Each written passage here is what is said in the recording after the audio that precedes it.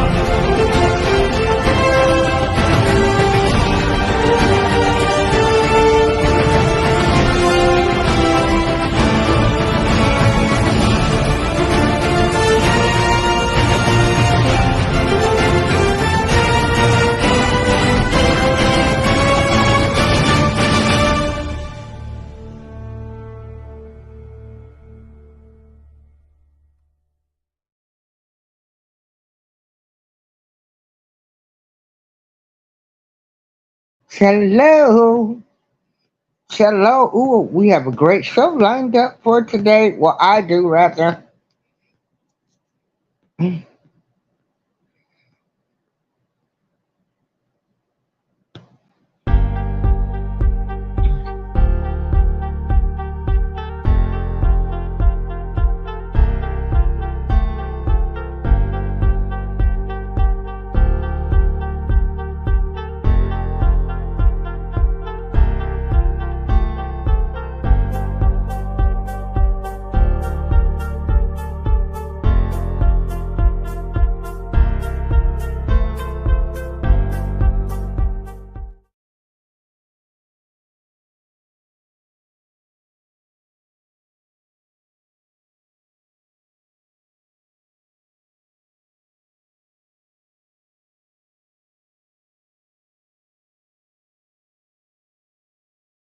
And what I also want to let people know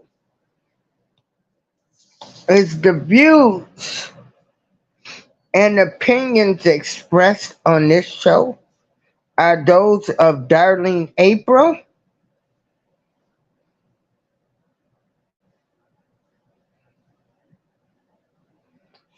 my legal name of the April Showers Network, Sue Me. That's the disclaimer. I'm giving news from my viewpoint. So today is an iconic holiday, which is called Juneteenth.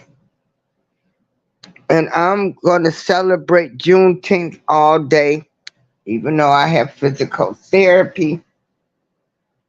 Oh boy, I'll tell you, getting pretty rough with my hands now, but this too shall pass. Wait a minute. Let me get my, let me get them. Listen, hold on, everybody.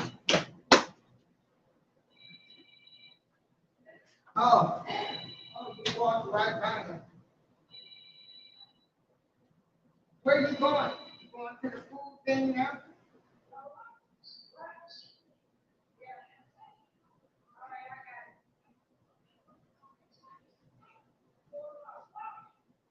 Come on, everybody. I'm saying nothing. Have a great day. You too. If you can bring me something that isn't waiting, I have barely had.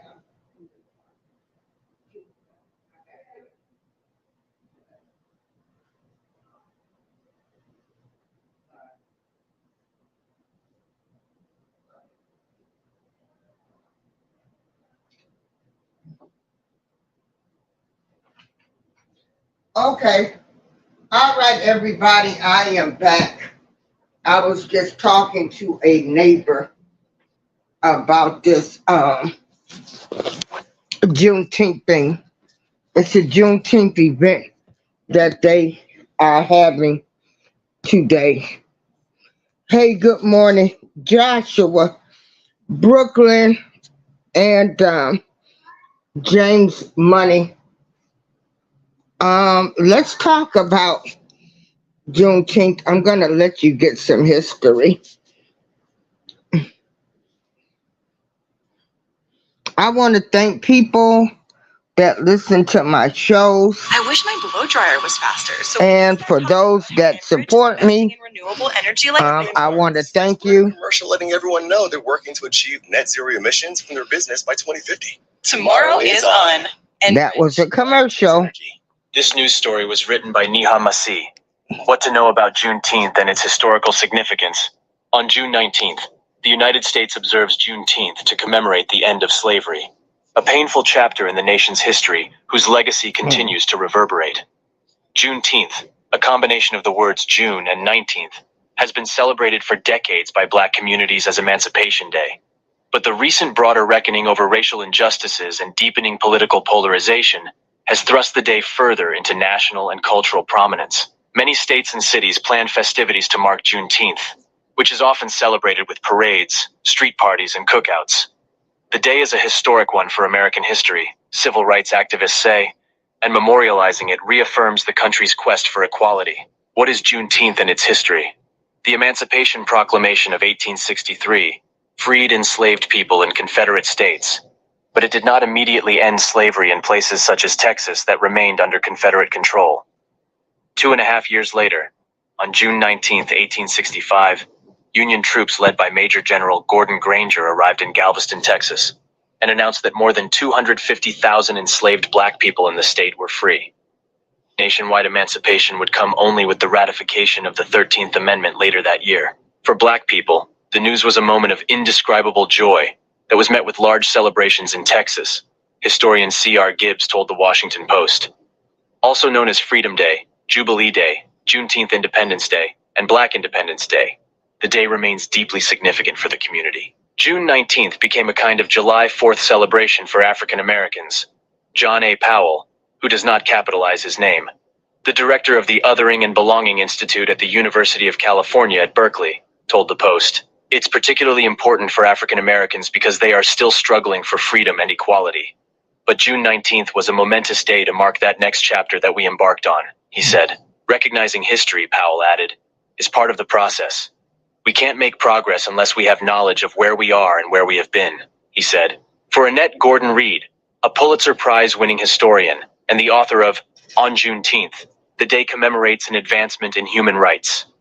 It represents the hope that the country can strive to be better and work to perfect the Union, she told the Post. How is Juneteenth commemorated? Texas was the center of major Juneteenth festivities for decades, but the traditions have spread across the country in recent years.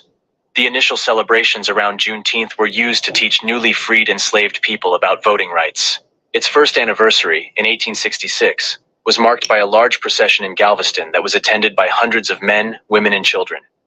In Houston, community leaders pooled money to purchase land for a commemoration site, which came to be known as Emancipation Park. Gordon Reed, a Texas native, said the day is about coming together as a family and as a community to cook and eat together. At more public celebrations, there are speeches and poetry. It's a festive occasion, but the underlying importance of the day is emphasized, she added. Juneteenth celebrations are associated with a rich and distinct culinary tradition, and often feature red-colored drinks and food items, including barbecue, and more recently, red velvet cake. Among the most beloved drinks is a ruby-hued elixir based on African hibiscus ginger tea, master herbalist Sunyata Amin once wrote for the Post. Enslaved people from Africa carried a wide variety of plants and crops, including hibiscus, to the Americas, and the drink became a potent reminder of home. This year, Galveston will screen a documentary film and host a live music event and lectures through the week on the history of Juneteenth. In D.C., the National Archives will put 2 historic papers, including the Emancipation Proclamation, on public display. Scotland, a historically African American community in Montgomery County, Maryland, that was founded by formerly enslaved people, will host a parade and a car show. When was Juneteenth declared a federal holiday? In 2021, President Biden signed into law the Juneteenth National Independence Day Act, which marked June 19th as a federal holiday. During nationwide racial justice demonstrations that swept the country after the murder of George Floyd by a Minneapolis police officer, the measure received overwhelming bipartisan support in Congress, with only 14 House Republicans voting against it. Opponents of the bill called it an attempt to celebrate identity politics and to remake the country's ideology with critical race theory, which examines the way policies and laws perpetuate systemic racism at its center.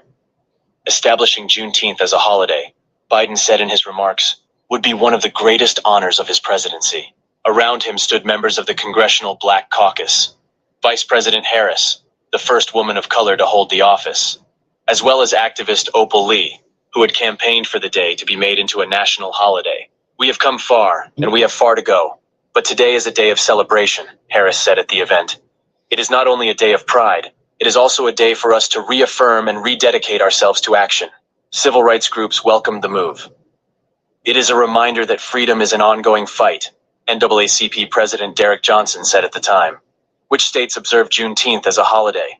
At least 30 states in the District of Columbia recognize Juneteenth as a public holiday. Texas was the first state to pass legislation, making it a state holiday in January 1980. Texas House Bill 1016, first introduced in early 1979, declared Emancipation Day a legal holiday. Kansas and Rhode Island are some of the latest states to mark Juneteenth as a state holiday. Kentucky Governor Andy Beshear, Democrat, signed an executive order in May designating Juneteenth a state holiday. In Alabama, a new bill, HB 4, would make Juneteenth a state holiday, although state employees would be able to choose between recognizing Juneteenth or the birthday of the President of the Confederacy, Jefferson Davis, on June 3rd. A similar effort is underway in Alaska, where a bill making June 19th a state holiday is awaiting the governor's nod. Every state has at some point recognized Juneteenth at least as a day of observance, meaning it is commemorated even if it is not a day off, according to Pew Research Center. What's closed on Juneteenth? The Federal Reserve and its branches will be closed Wednesday, and some major commercial banks, including Bank of America and Wells Fargo, will be shut. Federal courts will be closed, although the electronic filing system will be available. Juneteenth is a holiday for U.S. Postal Service employees. Pickup and delivery services will be available at UPS and FedEx locations. It is also a U.S. stock market holiday.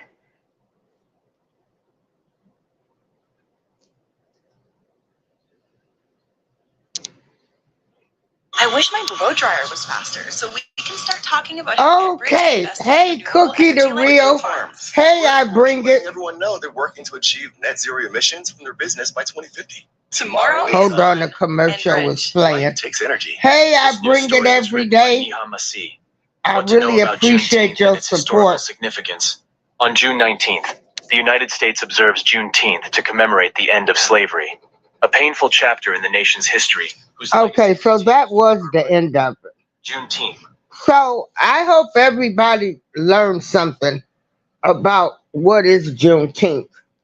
So basically, if we want to just put this in the April Showers term, for 2 years slaves were free in Texas.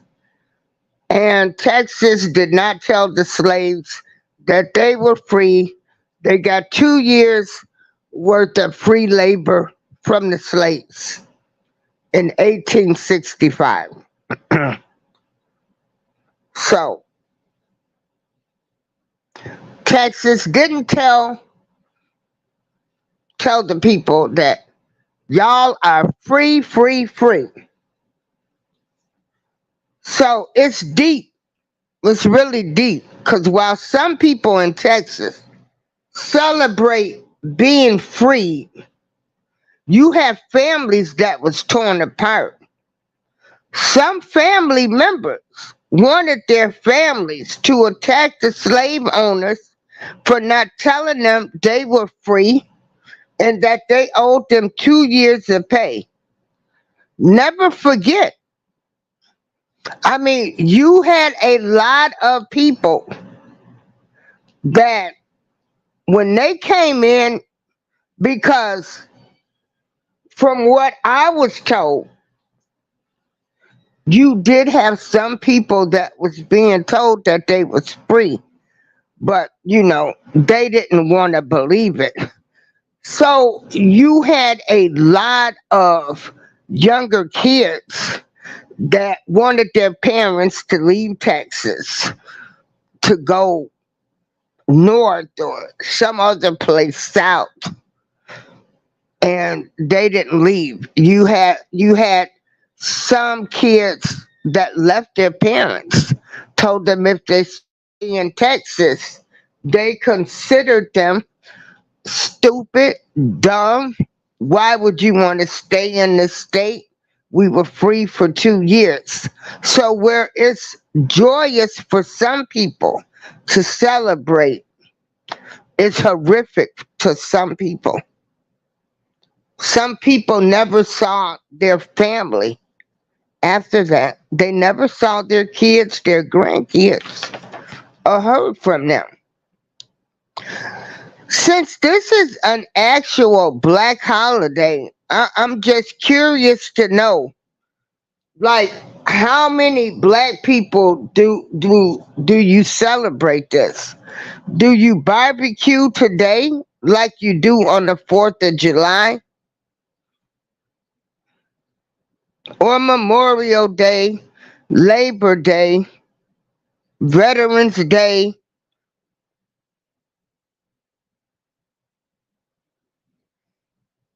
Do you take this day to reflect and talk to your children about the history?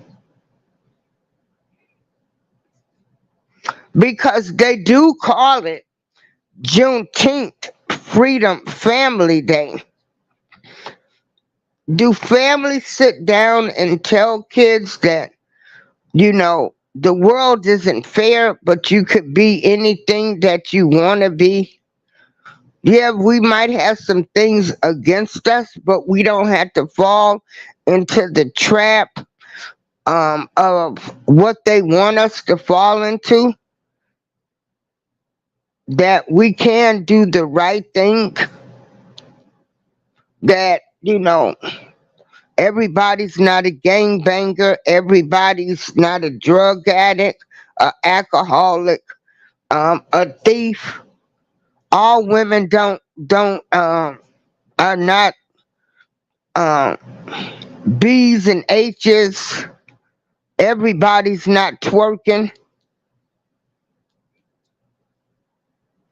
That we have some great people out here in our community that are teaching us the right thing.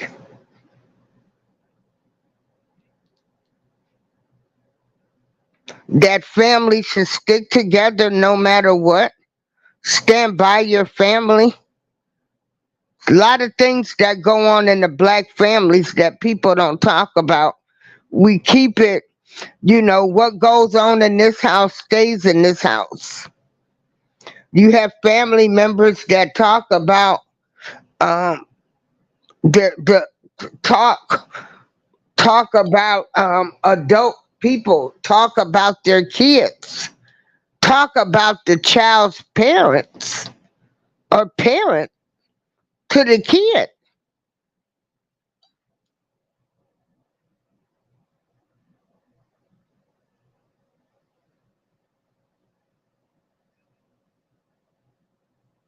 We got a lot of generational curses that people aren't trying to break.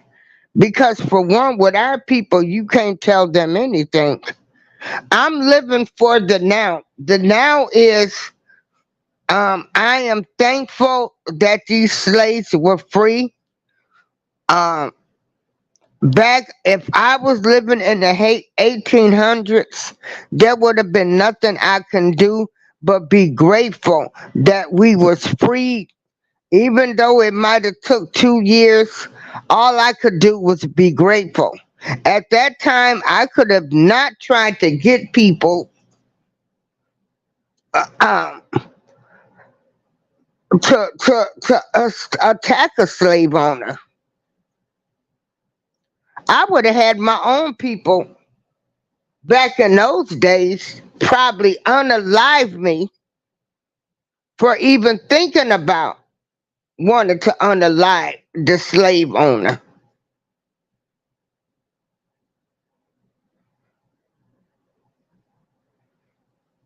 Which is what's happening right today. You have people that love these candidates more or will argue you about these candidates, Trump and Biden right now, where both of them are the same.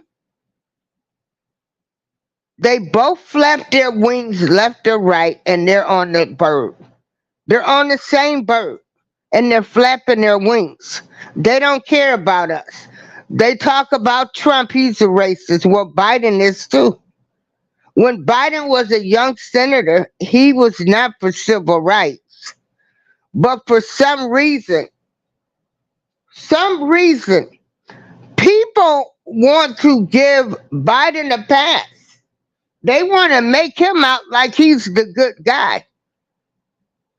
I don't understand black people. I just don't get it. Um, I don't get it. But we'll talk about Trump, but we won't talk about nothing that Biden did. Huh? Where they do this at? Oh, the black people in the United States of America.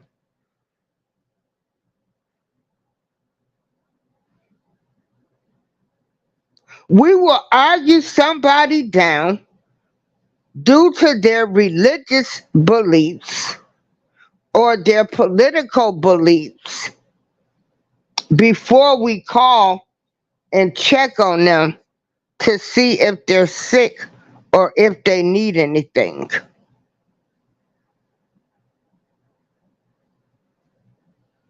We will not talk to a family member because they don't go along or dance to your music that you want them to dance to.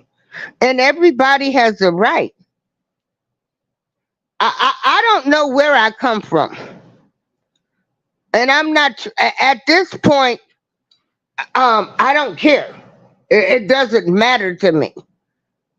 Like I tell anybody, at this point, you tell me why black people can't respect everybody's opinion because I don't care what my tribe is, because I don't know. Anything that is told to me now, the way we've been lied to, what do you trust now? So I'm trusting what I know now. And what I know now is what I know my history was, I protected my siblings.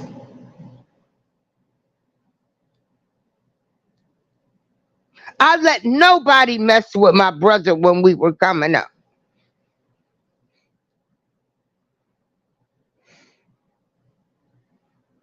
Nobody. I went and fought boys.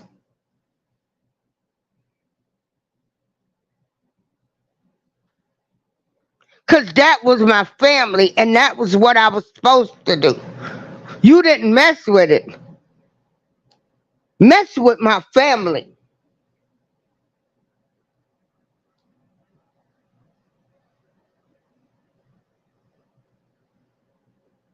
Now, did I get the same in return?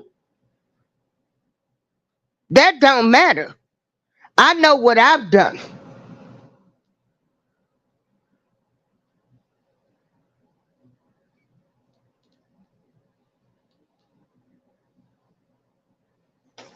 You got people now that's probably like, they don't even know what Juneteenth is, and they're not trying to find out.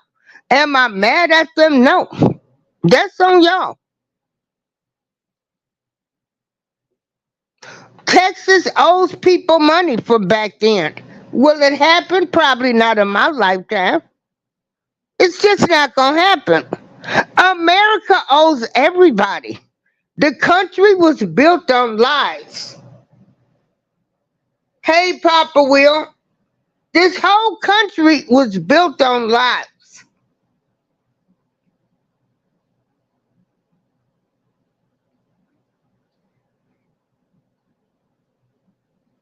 Then you got your own people saying, oh, watch them fools. They gonna act a fool today. Really?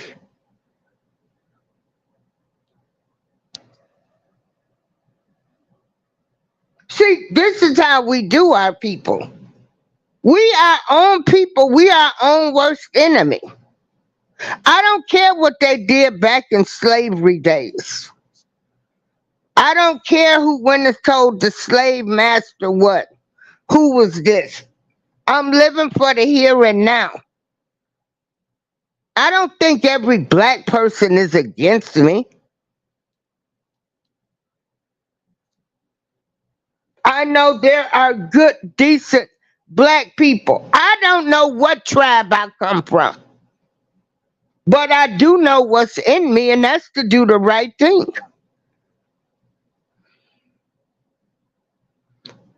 I can't get with that tribe. I'm all, and people say all of this. The shit is dead and gone. Who am I gonna have that's gonna come teach me my language? So hold on. So while people sit here and talk all of this yin and yang, you don't even treat your family right.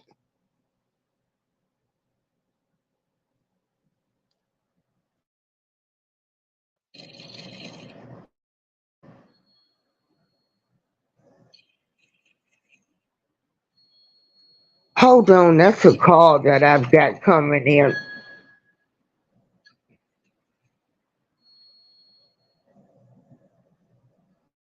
Some of you will ride and die for the wrong things.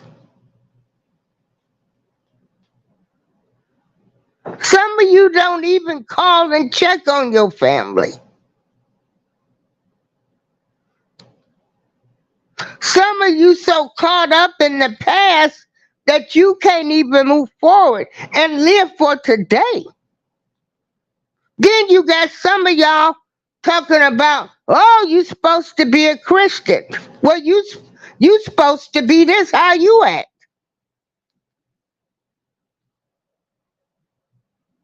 We too busy trying to attack each other. Having that better than thou mentality.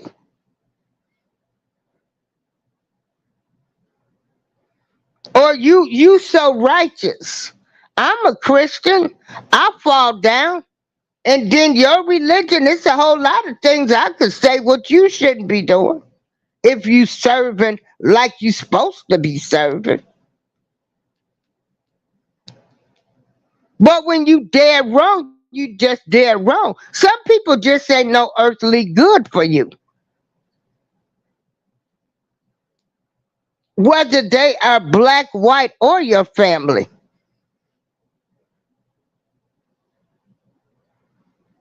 Some people just don't mean you no good. So you supposed to vibe off the people with the same energy as you. People who you could sit down and have a conversation with. People, when you say, oh, I want to have a new beginning, but they continue the behavior. I don't need them type of people in my life nor around me. I've stood alone. And when I say I have stood alone for so long, I have actually stood alone.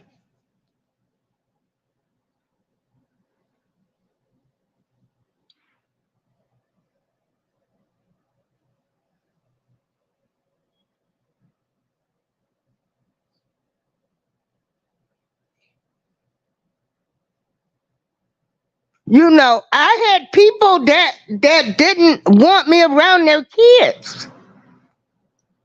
Shit that has emotionally affected me.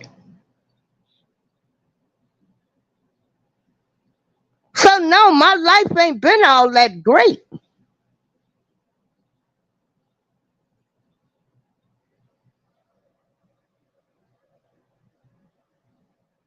But you sit back, people reap what they sow. You will get yours. I ain't got to do nothing.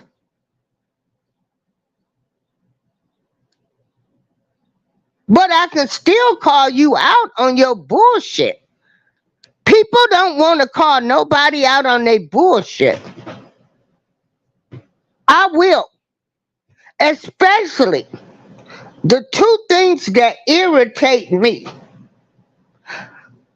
is I have not taken an oath of any form of the ministry.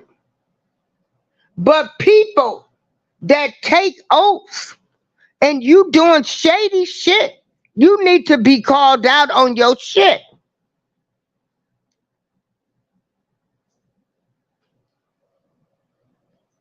But let me read some comments. So Joshua, Brooklyn 718, Joshua, good morning, James Money. I bring it every day. Hey, Cookie the Real, blessings, thank you. I do my shows for me. For me. This is my therapy. I'm in physical therapy and I'm seeing a therapist.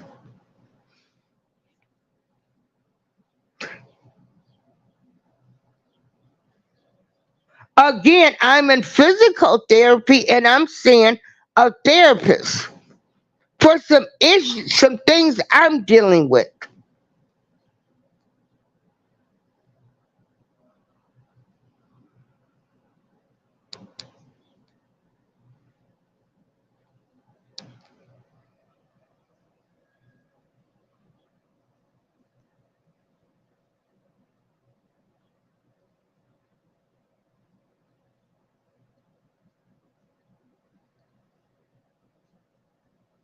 Yeah, nobody want. You're right, Cookie. If we must look at others, then be a solution, not a problem.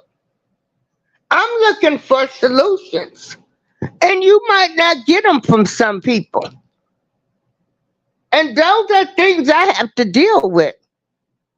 So I'm in therapy to learn. I'm learning how to live without some people. I'm not gonna have them in my life. They bring me nothing. They don't bring me no type of joy. They're evil.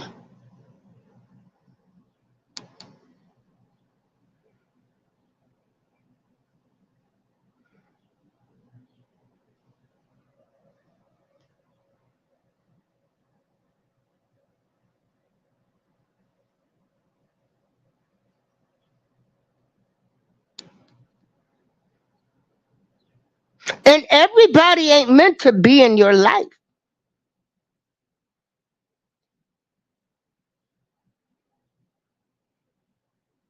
Some people want to rewrite history. I have a good memory. I have a damn good memory on stuff that was done.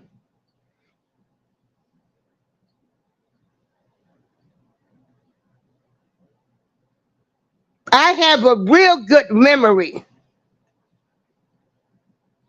on different situations where now I'm stuck with something that I didn't want to be stuck with or shouldn't have, but I'm trying to help.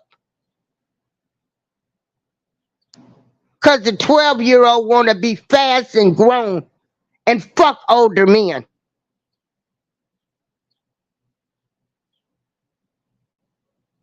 And the parents come home finding them naked. They running out the street, down the street naked behind a guy.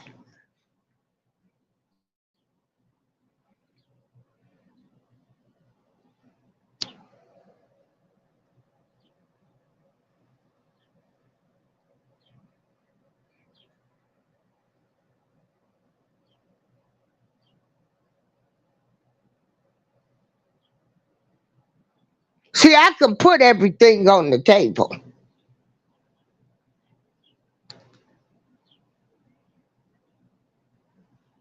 People like to rewrite history.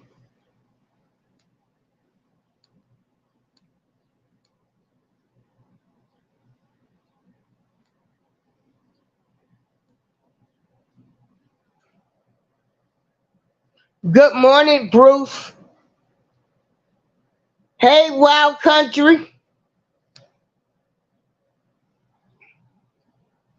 Sometimes your most hurt is going to come from the people you thought would love you.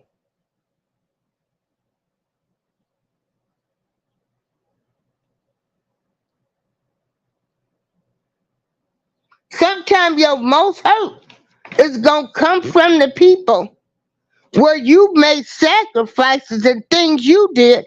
They don't know what type of retaliation that you face for defending them.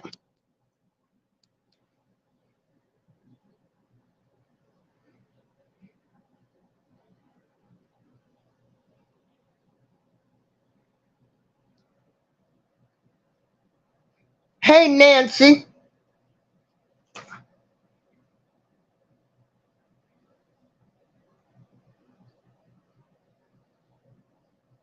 You don't know what that person that's been defending people, what they went through,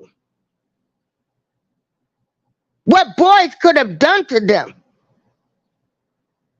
Because you punked them out at basketball courts.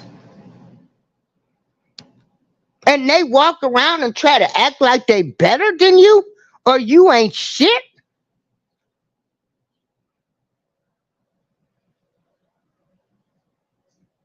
Excuse my cursing, Nancy Pierce.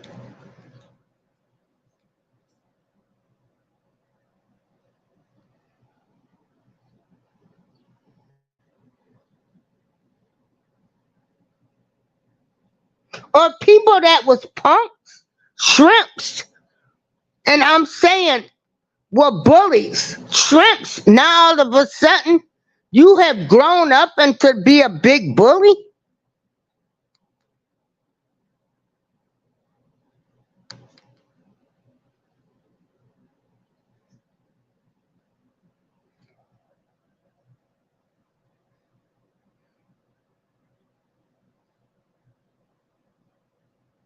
I thank God. I thank God for allowing me to still be on this earth. I might can't help other people, but I can help somebody, one person, by telling my story.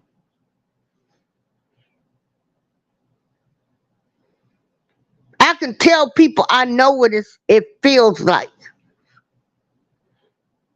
when your hurt comes from the people you thought should have loved you and had your back because you had theirs.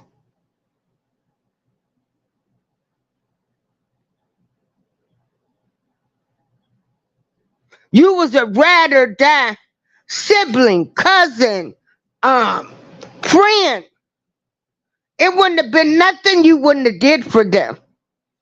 Only to have them spit in your face or turn their back on you.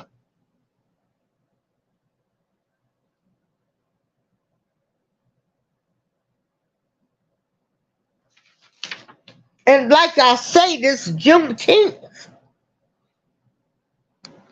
today is a day to think, well, it's a celebration. It was a celebration for the people that was freed. It was a celebration. They did not care if they had given Texas 2 years of free labor. They were living for the moment. So it was a celebration for them. Again, they could not overturn the government like their kids wanted them to do. What wasn't the government then? The slave owners. They would have had a secret meeting the black folks would have told anyway. Master, they coming for y'all.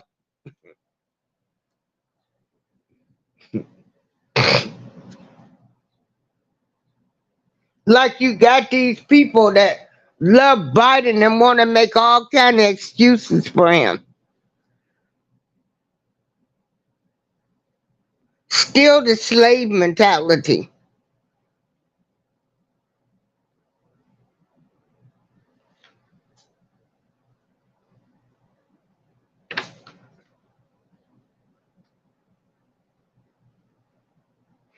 I'm free. I'm free in my mind. I'm free in my mind because I still choose to love. Just because you dirty and rotten don't mean I have to be dirty and rotten. But I don't want you nowhere around me.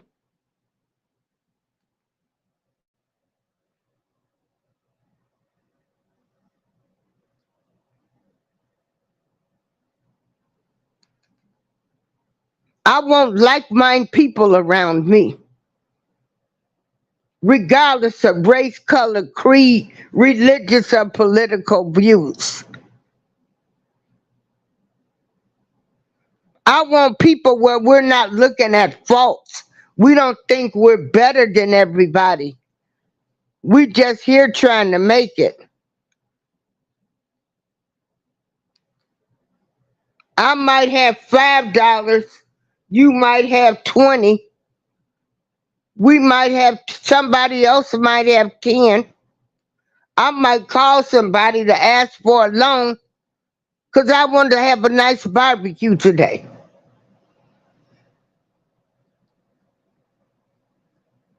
Hey Mona, Smart TV. Those the type of people I like to be around. And those the type of people I was growing around. When I look at my mother and my great uncle, certain people how they all got together for all type of occasions. How they had and got enough money for bait and they went fishing and had a great time.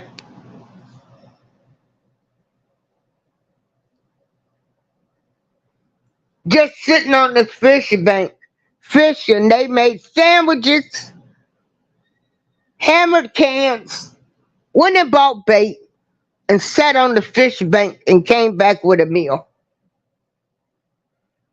Some of y'all don't even know about that kind of love and sacrifices. I know.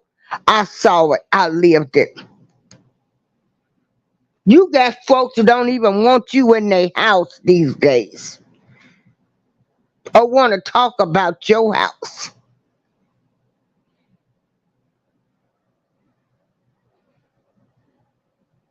You got folks call before you come over. They'll see you there and they'll be looking right out the window because you didn't call. The ignorance of them. That you took the time and you were thinking about them. But because you didn't call, they're not gonna let you in their house. We some ignorant type of folks now.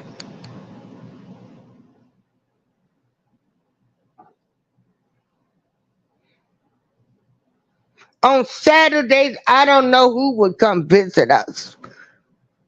My Uncle Calvin, my Uncle Bert Charlie, everybody went around and visited everybody. Everybody went to everybody's house. We went to Chicago. And you got people now don't want to come visit you talking about your house got to be clean. The fuck?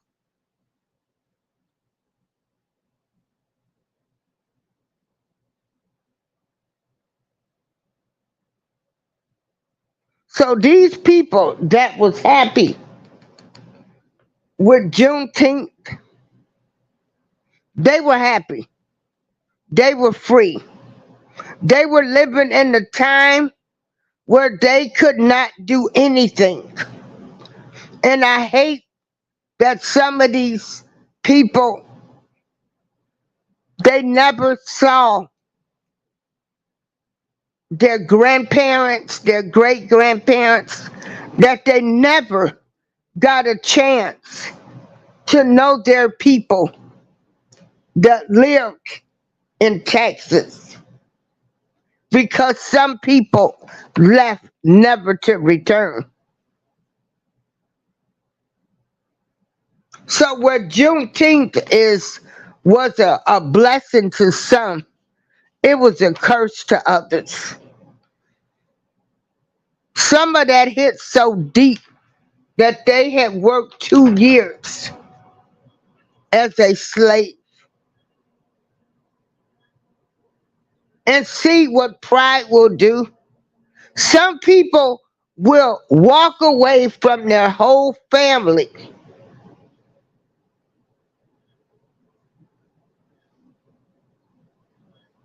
because of their pride, or somebody don't think the way that they think.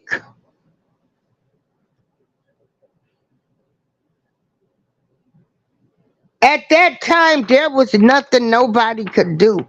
The only thing you could do was celebrate. But some other people minds thought different. Like right now. Because you got people that's not going to celebrate Juneteenth. They don't care.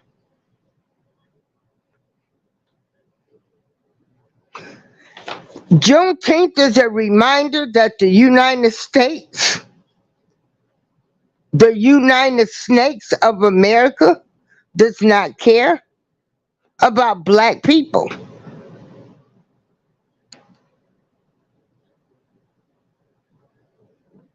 Along with the United States, don't care about other races of people, the Indians, the Mexicans, the Puerto Ricans, Hawaii.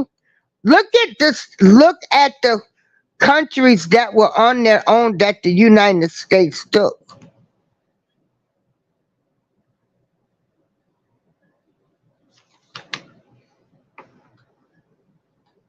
I'm not living for the past. I'm living for the now. So those that celebrating Juneteenth, I'm celebrating it right with you. I'm glad that you guys were free. And that some of them will sit down and say, we were glad we were free. We didn't want no trouble back then, because trouble would have got them unalived. So who are we to say what they should have done or what we would have done? We would have did the same thing if we was living back in those days.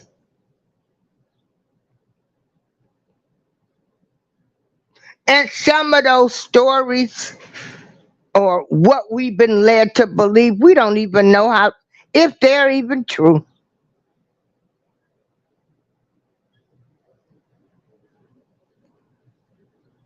I'm living for the now. I'm living for the way I see people treat people.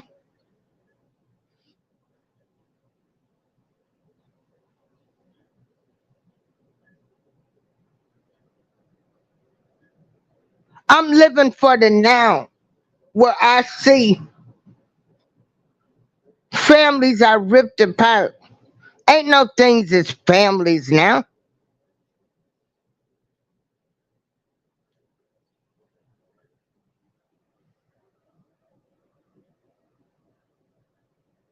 I'm living for the now, where everybody thinks they're better than the next, because some of them go to college.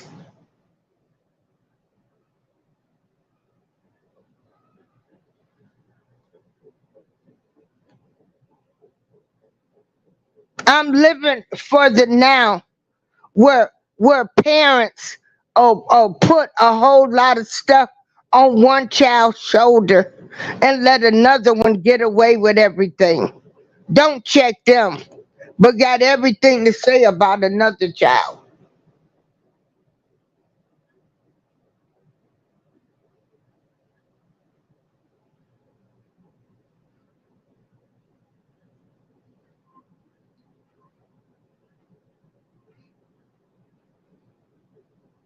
I'm living for the now where you can't even sit down and have a decent conversation because everybody wants to argue instead of somebody saying, well, I feel this way. You did A, B, C, D to me.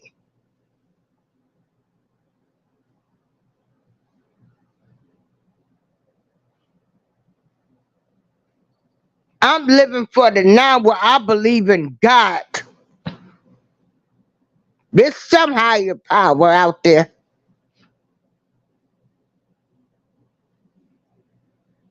But I don't need to be mocked because I do. Or I'm crazy. Or I'm under some type of form of control. Because I see clearly what the world has done.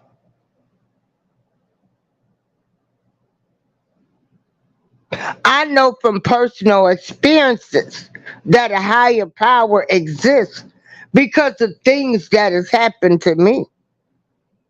And God has favored me through his son, Jesus Christ.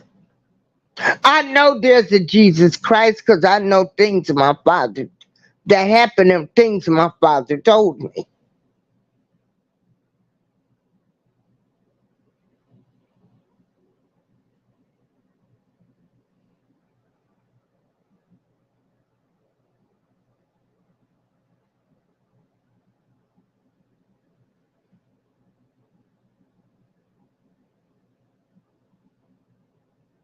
And I'm not meant to fit in with everybody.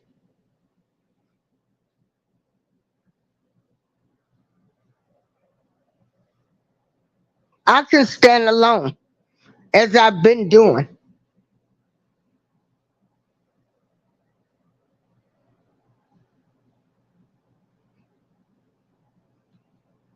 I don't need nobody's acceptance for me to love myself or to think I done made it. I don't need man's approval. I don't need nobody's approval.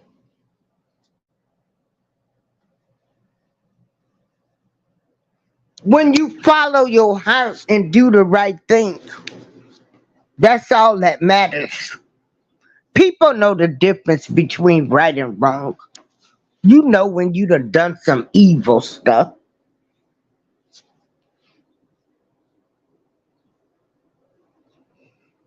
Yeah, I don't have to fit in with everybody else.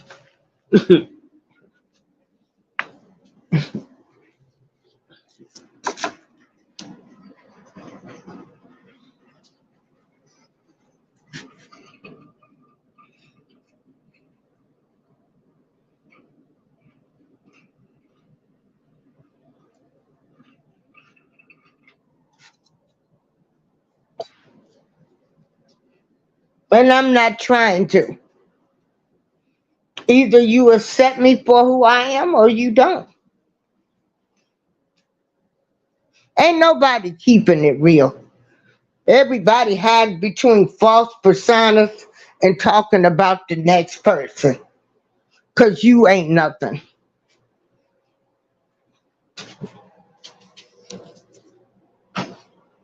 I'm happy. I don't have a house. I don't have a car. But I'm happy. I sleep good every night. Cause I know I ain't intentionally dog nobody out in this world.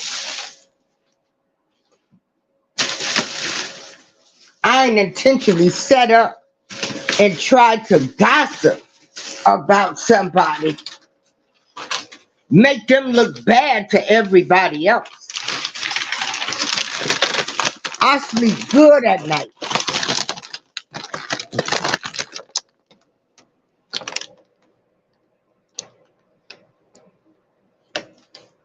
I know I've tried to help anybody I could help. Again, I sleep damn good at night.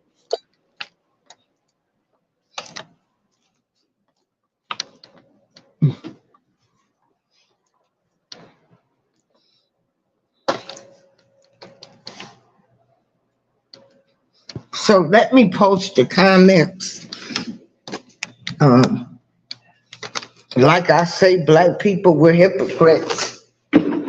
We're hypocrites too, because this is an iconic holiday. It is part of our history. Yes, we were slaves. Yes, Texas did this. We can't go back and change it, but we can celebrate. We can celebrate with the people of Texas. They celebrated. They celebrated. They didn't get mad. They were just happy that they was free, even though it was 2 years after everybody. That's what they did.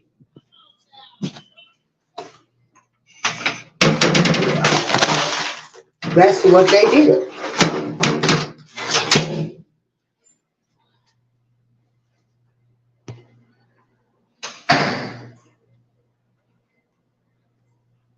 They celebrated. They were glad they were free.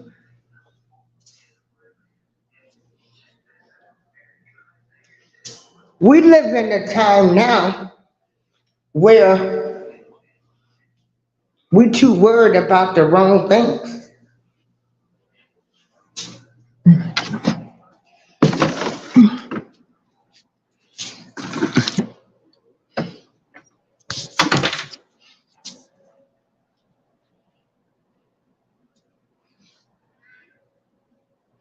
So I'm saying happy Juneteenth to everybody.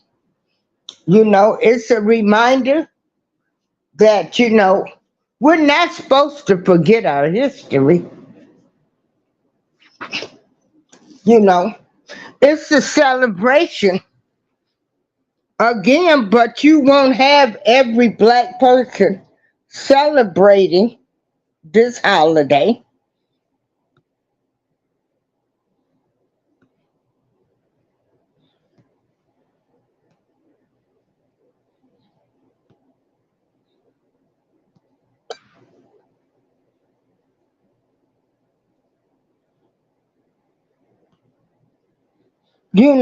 That's like they come up with Kwanzaa. Because again, my people, you know, everything was taken from us.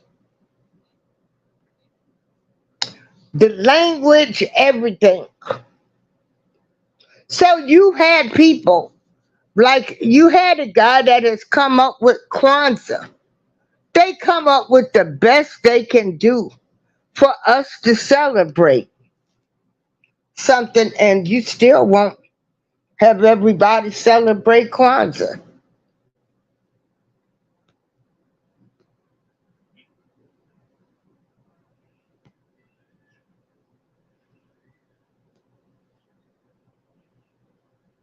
If you were living for the now, because I can't change history. I mean, it happened, that's it. But if you wanted to really get to know your people, you would try to learn some of these things and tell people, yeah, we everything was stolen from us, but we had people that come up with the holiday Kwanzaa. They're trying to come close to some of the African principles that we were taught. Uh, that we were taught unity, togetherness, family, and they have a day and they celebrate it. But we don't even do that. But we'll argue you up and down about Biden.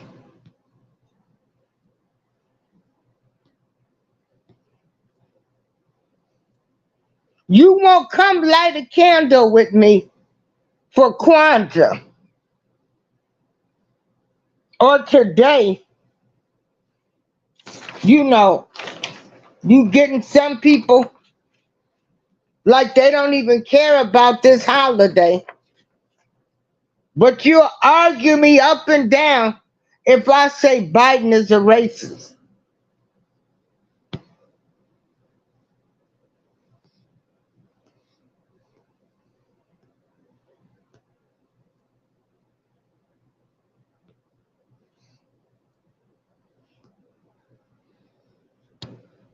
Like I said, I'm in physical therapy and mental therapy.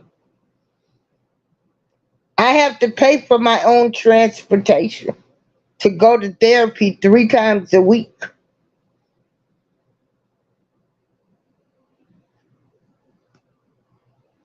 I made adjustments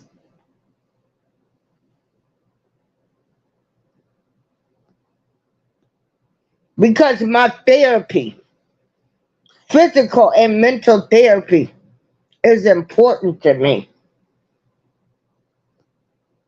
I have 2 phones. I cut one off.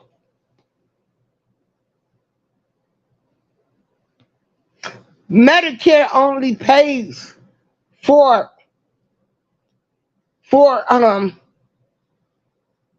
3 trips of transportation for me. I have to pay for the rest. I don't qualify for special things because of the income.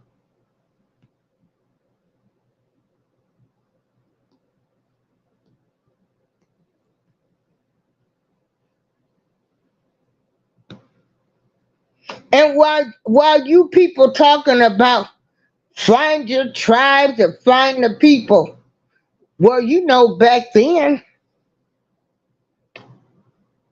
there was mixed relationships going on.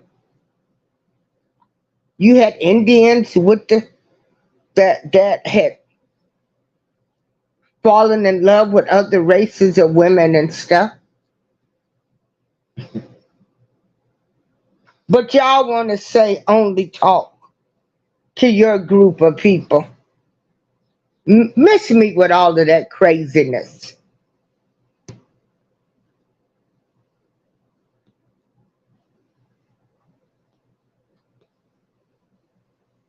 Everything that was going on now was going on back then. And ain't nothing changed. Ain't nothing helped. We still ain't advanced. Matter of fact, it's getting worse. Ain't nobody coming up with solutions.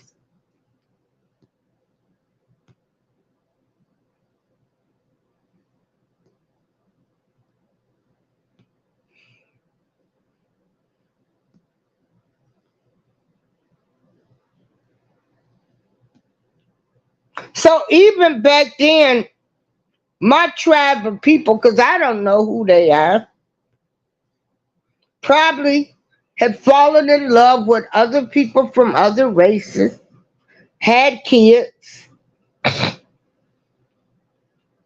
they stuck together. I hope they did.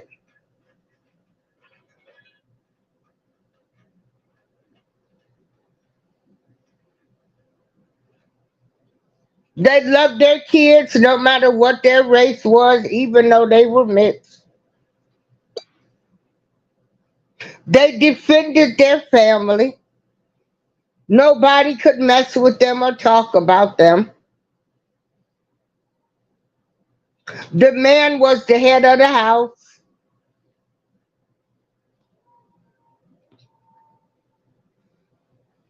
When they planned moves, they planned strategic moves.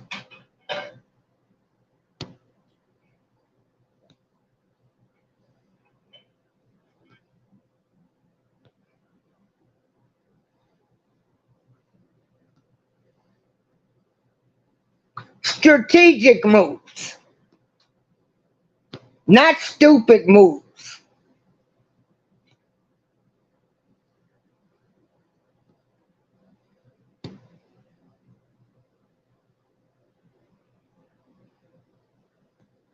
All of the kids was together. All of the cousins was together. There was no better people because your shack looked a little bit better than the ones that didn't have a shack.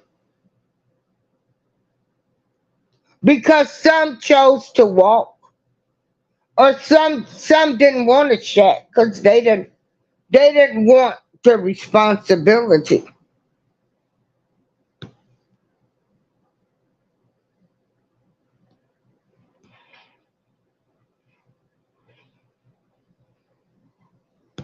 I wonder, did they tell people they wasn't allowed in their house back in the day?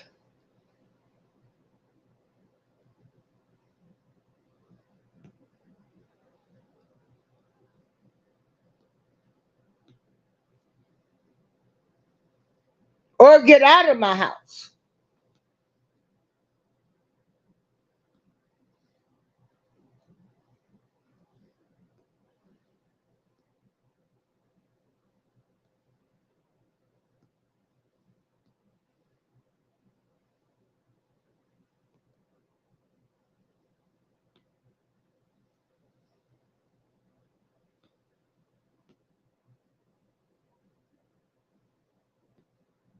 And instead of looking at the mirror at self, you place the blame on everybody else. You want to say people jealous of you, people hating on you, and all of this.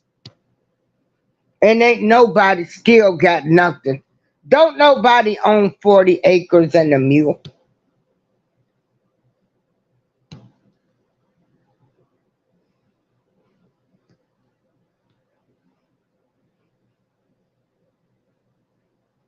We could have got in with the Indians and everything else and sued the United States government.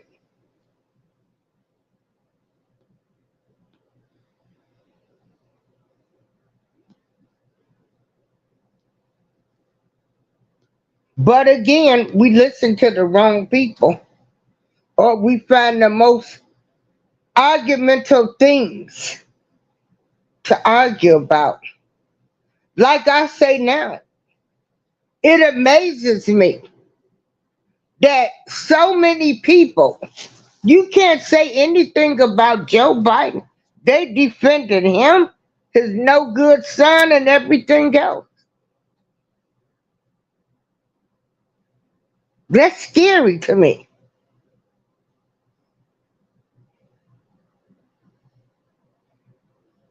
You can't talk about Trump, but you love Biden. You hate Trump, but you love Biden, and they're both the same. That bothers me. It doesn't bother me while I'm losing sleep. When I come on here, I'm going to talk about that because they're both racist in their own way. Everybody's a racist in their own way. Now, we're going to keep this 100% real. But Biden was more in a political position where his racism showed.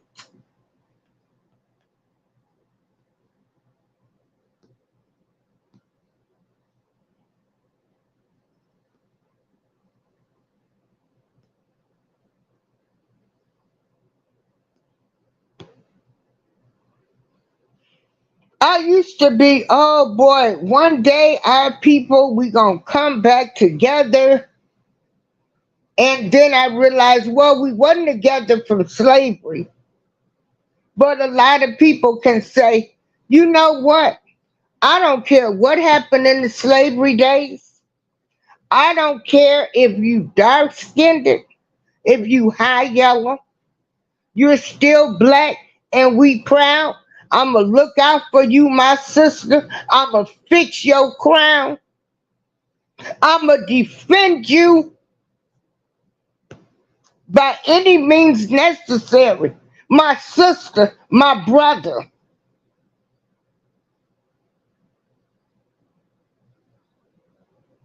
I'm not gonna talk about you to nobody else but you. We gonna fix whatever problem we got.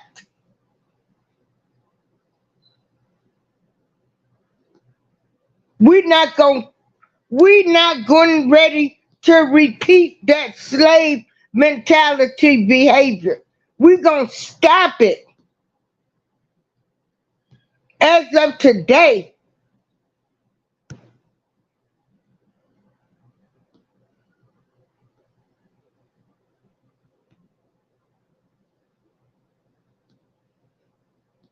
if you don't believe in something, that's on you. But back in those days, they had roots and all kind of stuff.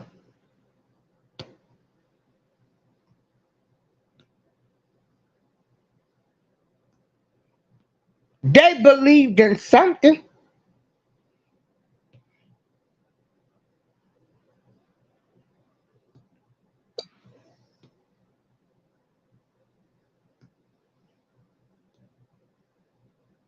And that was one of my things.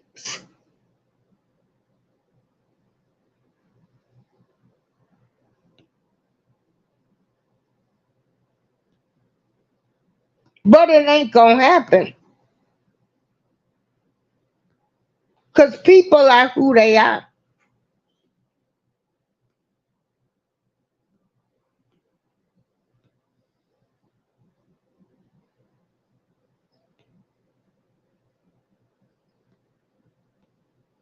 People are who they are. And we have to start accepting them for who they are. And you can pick and choose who you want to have in your life.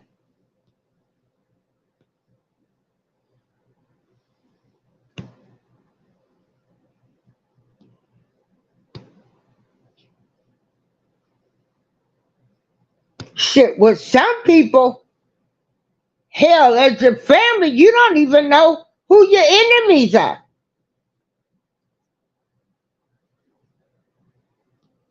You can't tell the difference.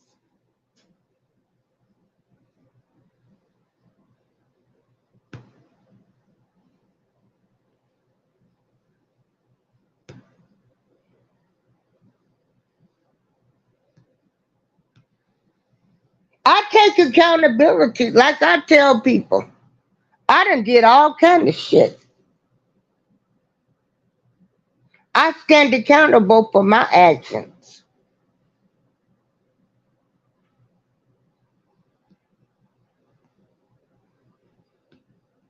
Hey, Blue Lotus. Oh, hey, Blue Lotus. I hope people are enjoying my content. You know, I know I'm a whole different content creator. Hey, Albert.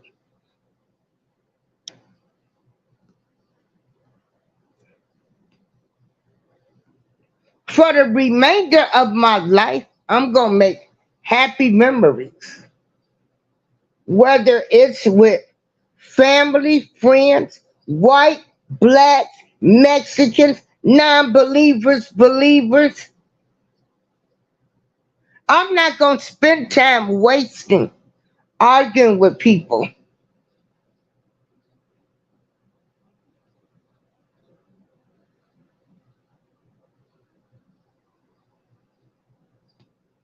I'm not going to spend time arguing with people or saying this and that and missing out on having a good time.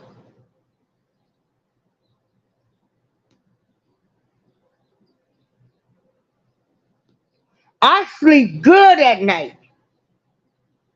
Hell, sometimes I slept a whole good day to get some good rest.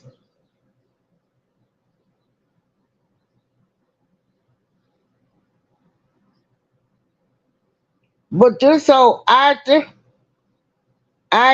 and Retitus and all of them, Rita and stuff, is affecting my body. But if I never went anywhere else, I can say I done did a lot of traveling. Wish I could do more.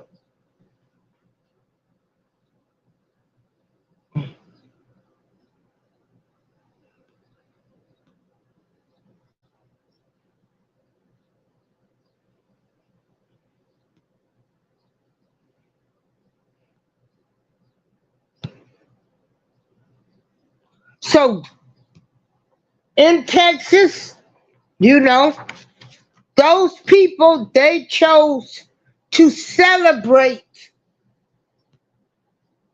that they were free, even though it was 2 years. They didn't choose to go try to unalive the slave master. They counted their blessings.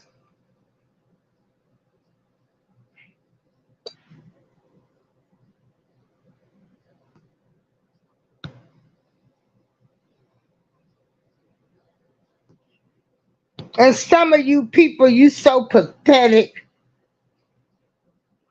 and insecure and low down and dirty,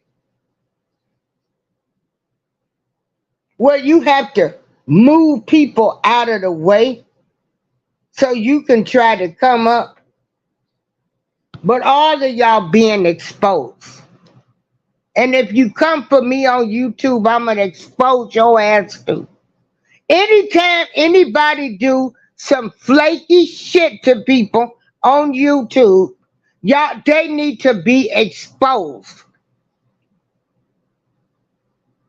If you plan something with somebody and they change the whole dynamics, and you ask them why is a person participating in something that you're sponsoring, and they say they told the person it wasn't their turn, but you know they lying. These things need to be called out.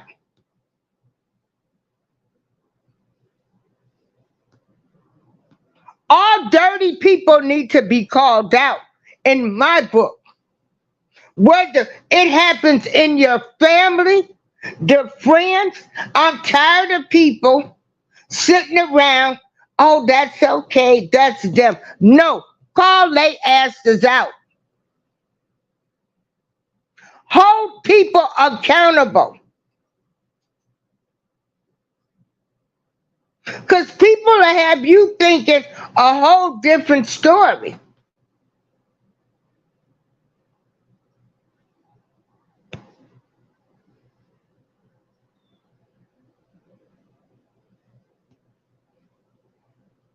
Some of these folks, you ain't did nothing to them, and they just don't like you because of your spirit on YouTube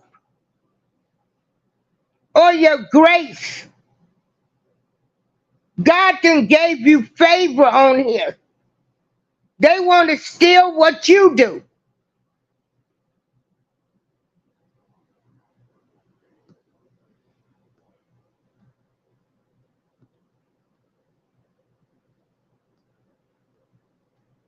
They asses need to be called out.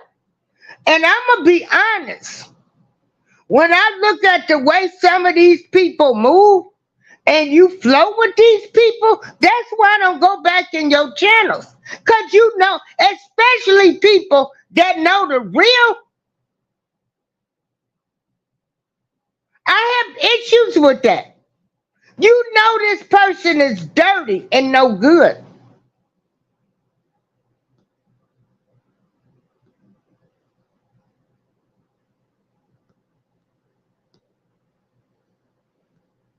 Hey, Albert. Hey, Jose. Nancy. Key Cat.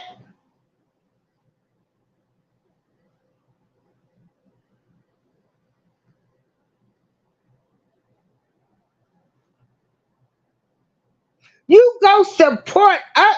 You know, people will support people doing the wrong behavior.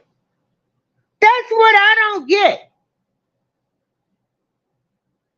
If you know a person done did something, some messed up stuff to somebody, And you still go around and support them?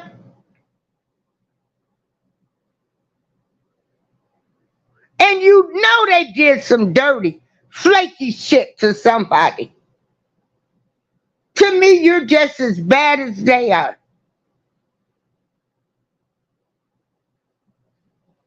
If you know a family member done some messed up, or a friend done some messed up, horrible shit to a person, and y'all go around like ain't nothing happened, no.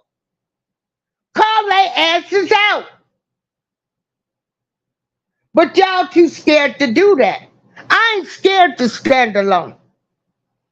In no shape, form, or fashion. YouTube, the streets, the family, anybody.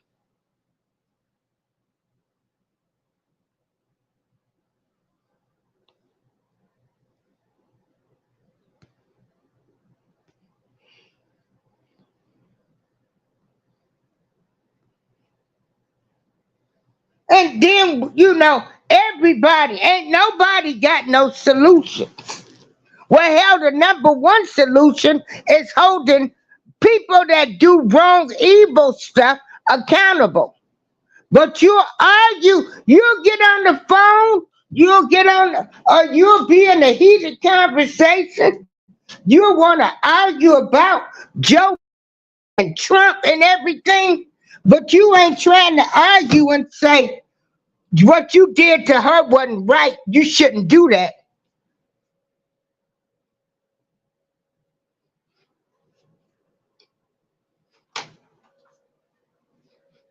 That's why we ain't gonna never come together.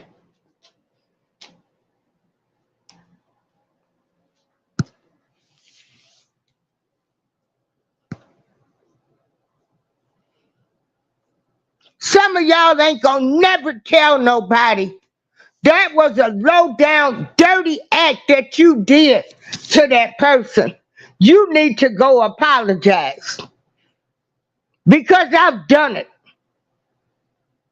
I've done it.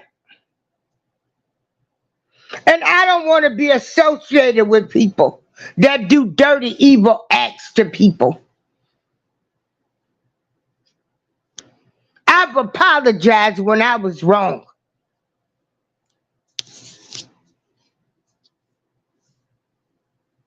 I've defended people and I didn't have them defend me.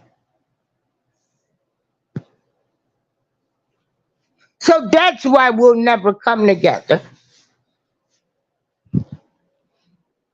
Because all of y'all, some of y'all just as evil and dirty as you want to be. Ain't no love. Some of y'all ain't never been shit. Won't never be shit. And you find the humor in hurting somebody and trying to bring them down. Lord have mercy. That's why we'll never come together.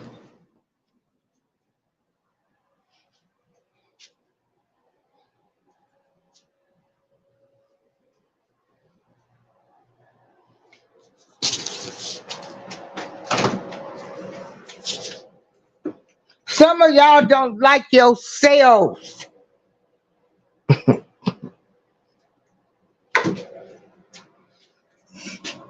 Or you think somebody is more popular than you.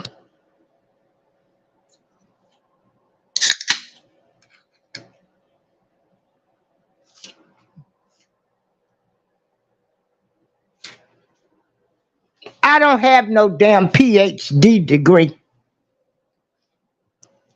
I watch people the way they move in life degree.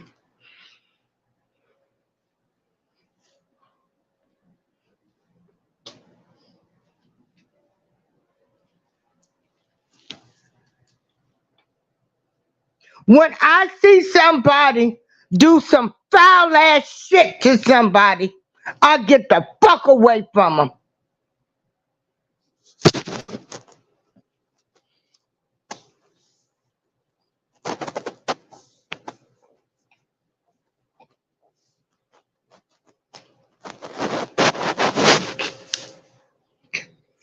And you got people co-signing this type of behavior.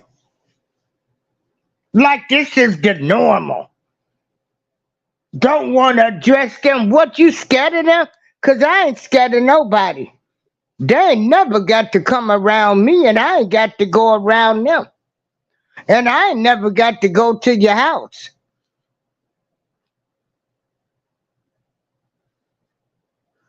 And I ain't never got to be around no activities you at. I ain't got to go into your shows. I have the right to choose the people that I'm gonna have that's flowing with the same type of energy I flow.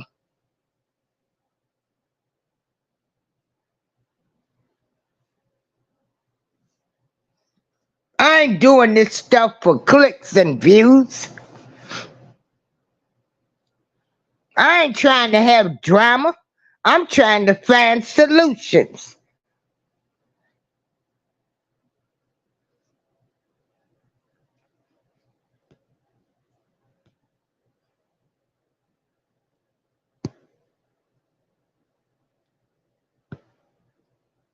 Some of y'all is just pathetic, miserable, don't want to see nobody happy type of people.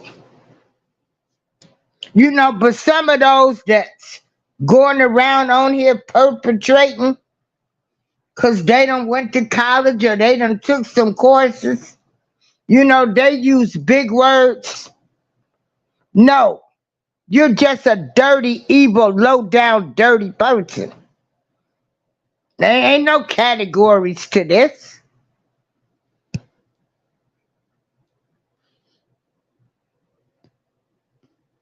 Ain't no categories. Ain't no, they narcissists. They low down and dirty. Or some people think they better than everybody else. Some people want to be in control. Some people want you to dance to their music. Some people want you to be who they want you to be.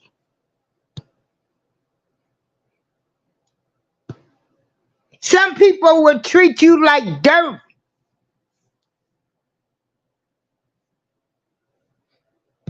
Will throw you out of their house. Throw you out, won't invite you to parties. Because you don't move them. You don't kiss their ass. They don't mean nothing to you. Because you don't go along with their bullshit.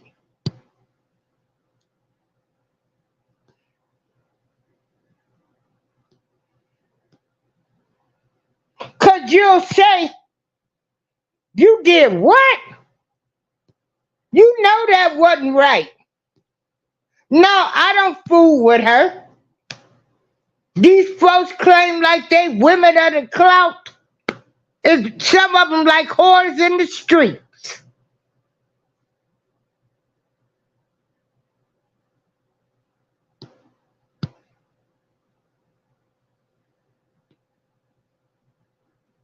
Some of these people then took these positions, you know, in the community and stuff.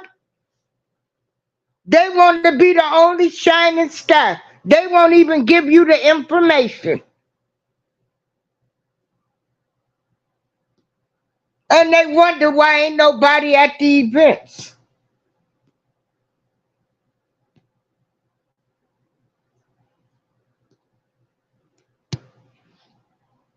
And I'ma talk my stuff every day I want to on YouTube. Who gonna check me? Cause I ain't never said I'm perfect. I'm fighting demons every day.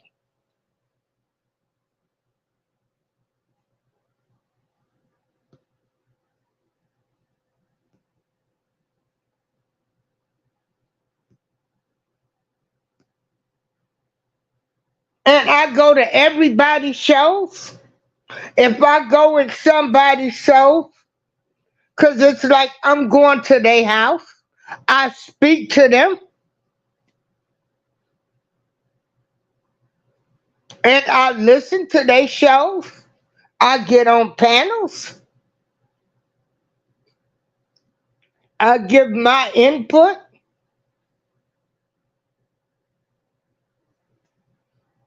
I don't get mad at people that don't like my opinions or don't come to my show. Hell, I'm subscribed to about 25 memberships. I don't even know if these people come to my shows.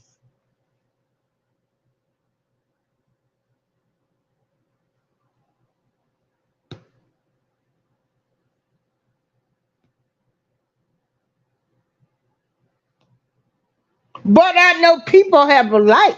I don't have hey, I ain't got nothing to do.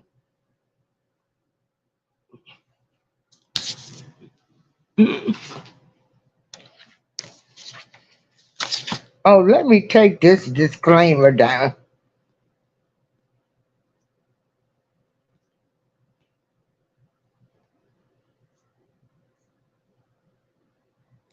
Mm.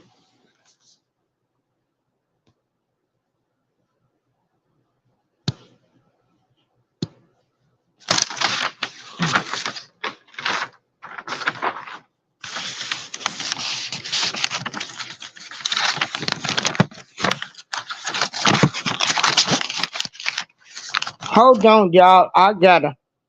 Let me. I didn't realize I had this disclaimer.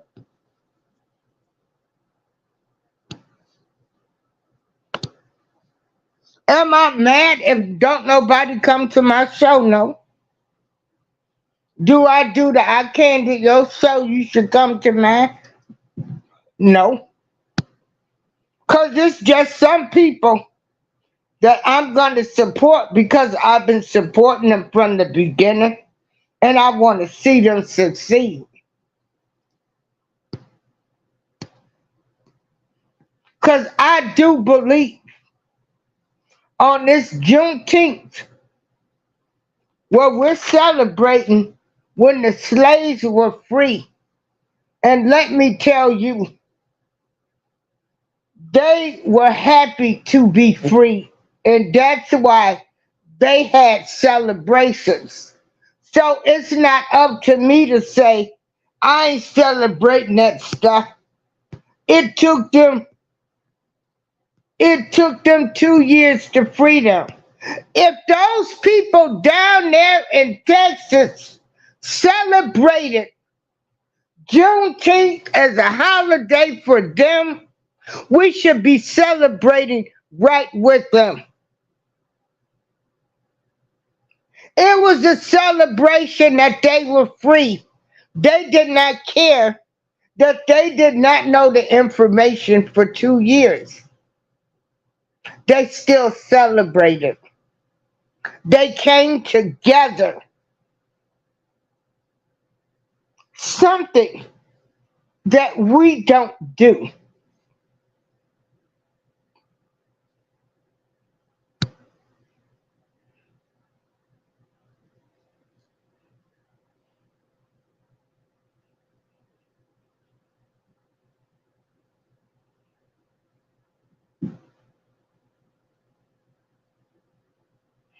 Thank you, GJ3.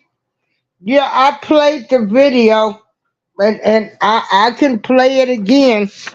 But yeah, those people, it's a day of celebration. And if the people of Texas were celebrating Juneteenth, we should celebrate right with them.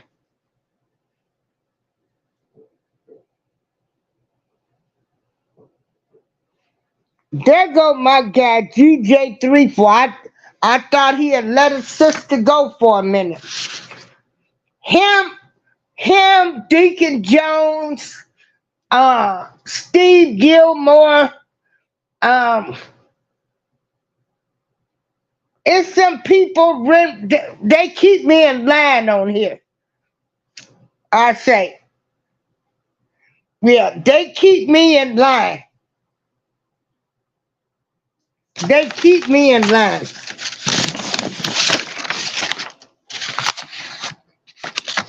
Deacon Jones, DJ 3 your Wobber, K Judah, those, I had to apologize to him.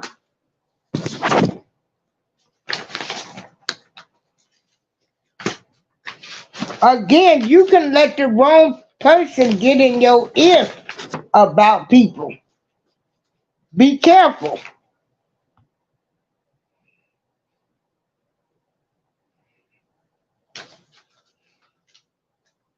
You know?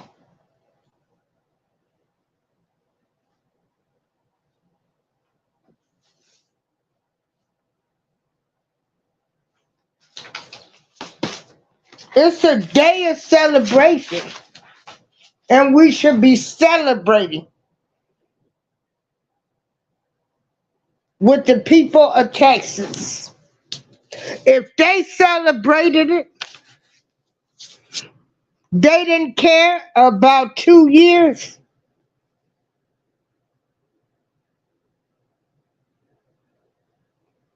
Who are we?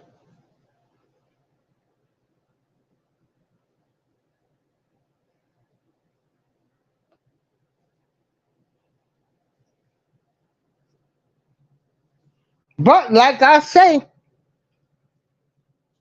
sometimes us, you know, we've got to throw the monkey wrenches. We got, you know,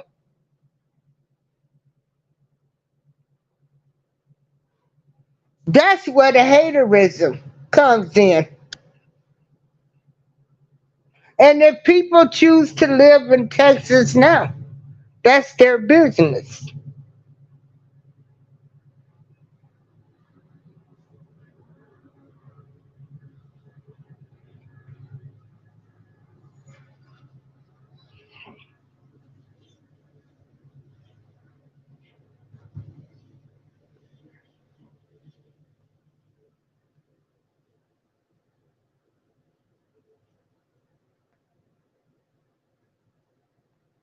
So I'm thankful, you know, I celebrate Juneteenth right along with those people. I'm so glad they were free.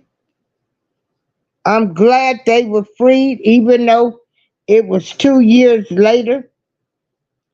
They were happy to be free. They were not thinking about retaliation.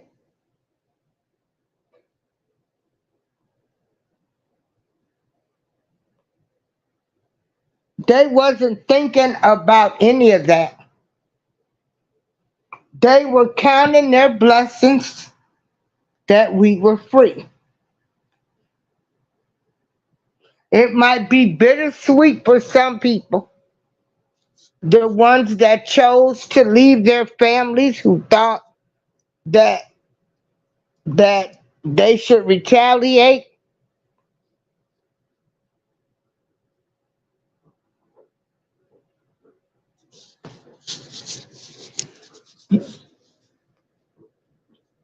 You know, I feel sorry for them, but I know African Dreaming, he has a channel, and I know they over there. He's probably gonna show video today, and you guys should go check out his channel today because he's down there in Texas. He is a Texan.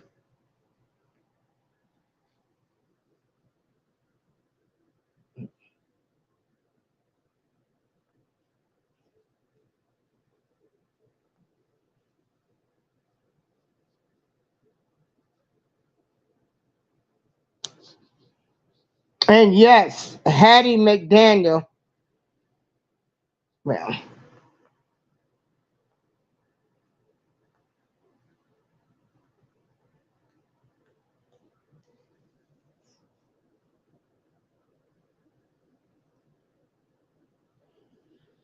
and so yeah, check out African Dreaming. It's Afrikan, Dreaming, and Pieces of April.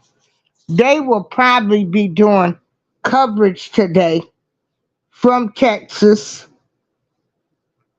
And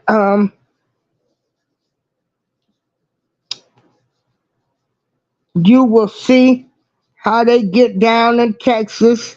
You know, they barbecuing ribs and briskets and, you know, thankful. A lot of people actually come back home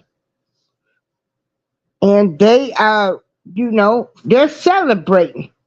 It was a happy occasion. It might have took them 2 years longer than anybody, but hey, they were still free. Here's one last video I'm going to let everybody listen to. Oh, Lord.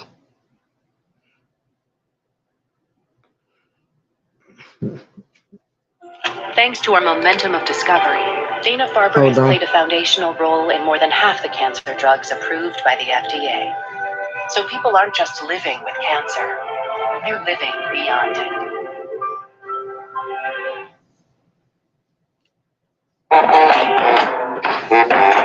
Juneteenth means to me progression, transition. Juneteenth, a cross between June and 19, commemorates the official end of slavery in Texas on June 19, 1865. That's over 2 years after the Emancipation Proclamation was signed into law by President Lincoln. News of their new freedoms was slow to reach some slaves throughout the country, and historians theorize that Texan slave owners suppressed the information in order to get one final cotton harvest from the slaves.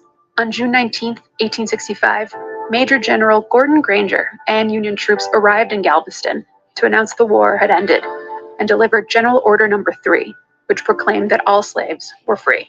The first official Juneteenth celebration took place in Texas a year later and became a state holiday in 1980. Juneteenth is celebrated in many ways, ranging from parades to cookouts and other activities. But Juneteenth isn't just about celebrations. It also serves as a time to further the conversation on the legacy left by slavery in the United States, and as a means of discussing ways to address it, like the hotly contested topic of reparations. We recognize our lineage as a generational trust, as inheritance. And the real dilemma posed by reparations is just that, a dilemma of inheritance. It's impossible to imagine America without the inheritance of slavery. First sponsored by John Conyers in 1989 and reintroduced every session until his retirement in 2017, the Commission to Study and Develop Reparation Proposals for African Americans Act tries to tackle the subject. The bill is now sponsored by Texas Democrat Sheila Jackson Lee in the House and Senator Cory Booker.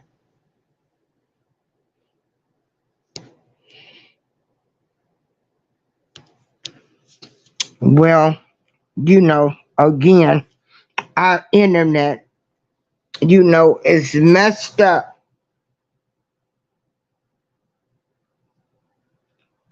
But anyway, we get the gist of you know, of what Juneteenth is about. Reparations, we should have been gotten them. It won't break this country. But if they were going to give us reparations, Albert, I didn't see you. Hey, Jose, Blue Lolas. They would have been giving us reparations. We are owed reparations. Now, the Indians have gotten their reparations. Blacks haven't, the Mexicans, because they took their countries from them.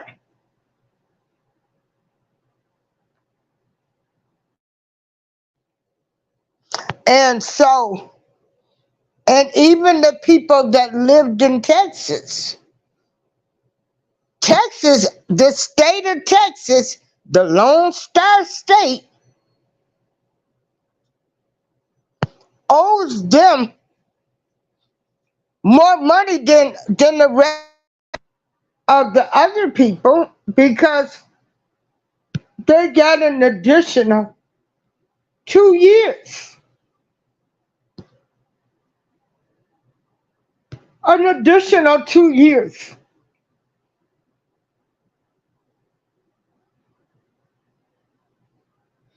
Two years.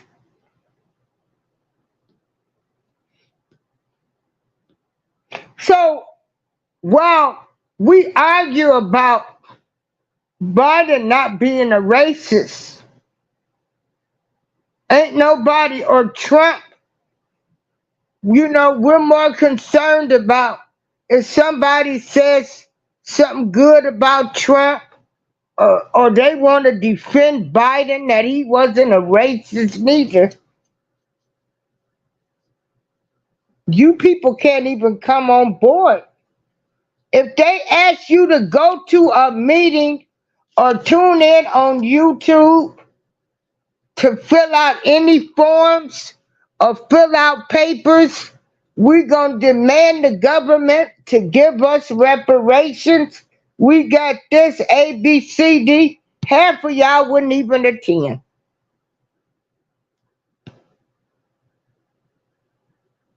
Because some of y'all going to be mad that you didn't come up with the idea.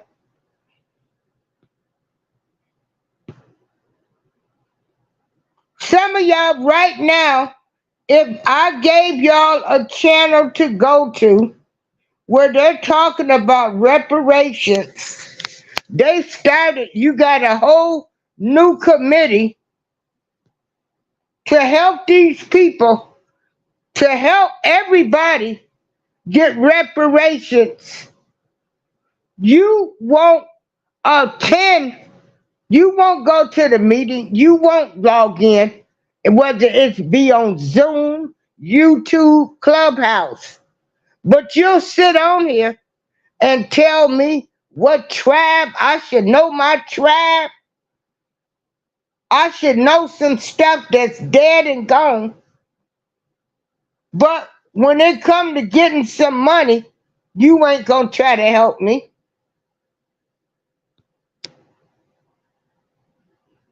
You ain't gonna log in when it comes to us getting some money. That's why we ain't never got nothing. And then y'all sit back and y'all let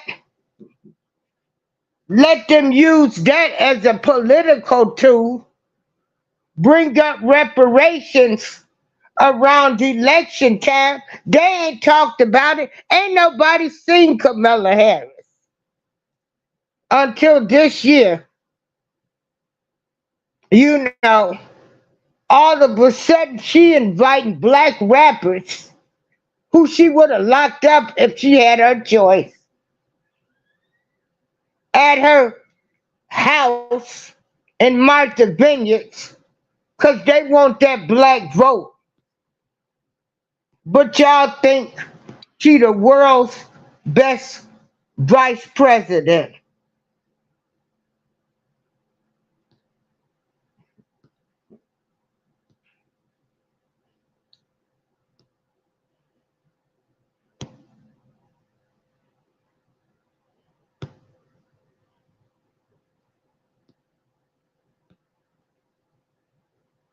I'd rather have a businessman than somebody that don't know nothing about politics and ain't lied they way up, or they done flip-flop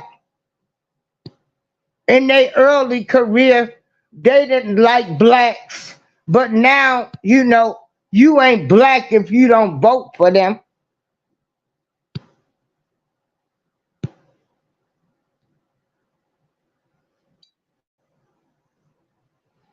Playing word games on y'all.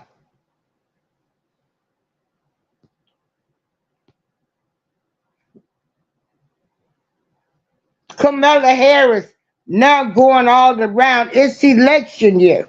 Where's she been? Where was the black hate bill passed? They hadn't gotten their inauguration clothes off.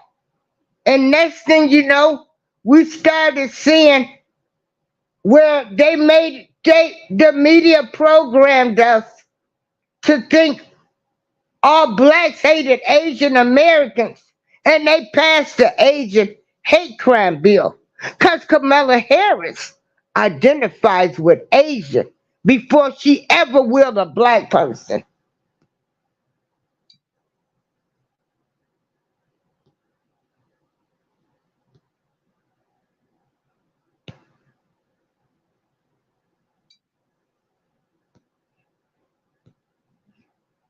But y'all rather fight, argue with each other.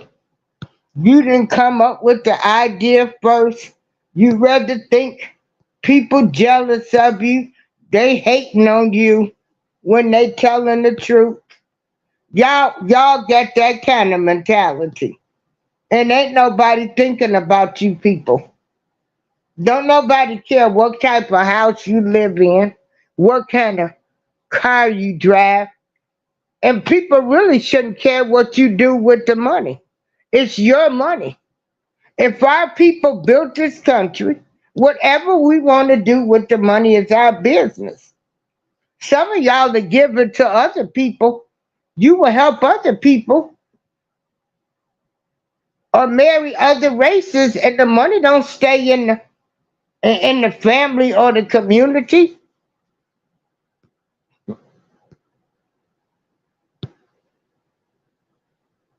Make that make sense.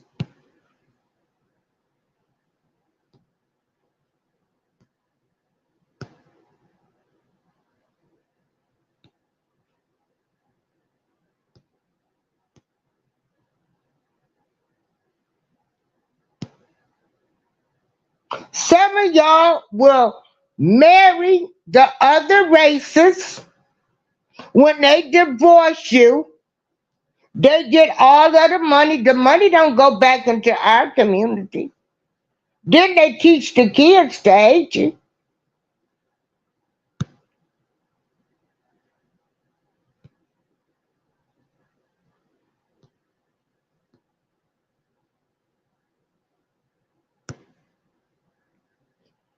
They might like you, but they don't like the other relatives. They wasn't raised that they was black and proud. They was raised to be shamed. That relative ain't no good because they ABCD, because they was black, is what it comes down to. And some of them don't like the fact that they black.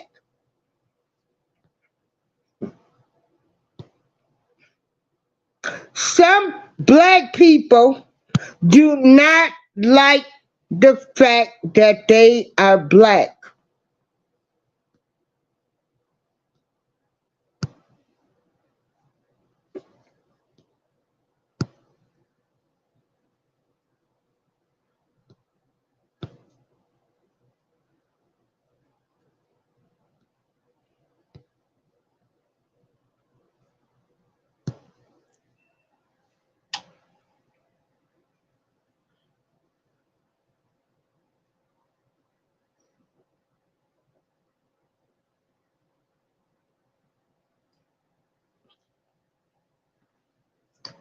Sorry, y'all, I have to take a sip of pop.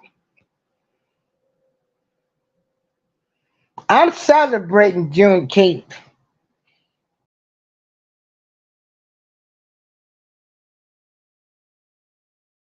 Y'all decided to celebrate, count your blessings. I'm glad people take the time to go back to Texas every year. I hope families that was destroyed, some people realize that their parents or grandparents or great grandparents decided, some kids left their parents right there in Texas and told them they were dumb because they decided to stay in Texas. They never saw their children again. Can you imagine that?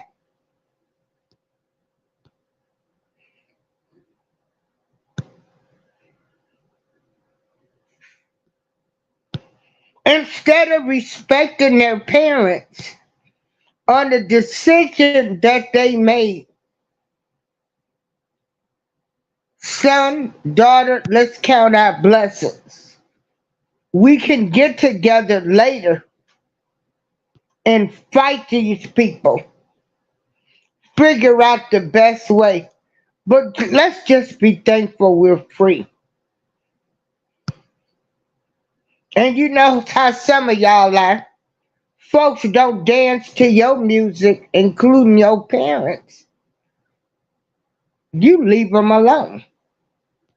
Some of y'all embarrassed by the way your family talk, or probably by the way I talk, because I talk a little country. Different accents.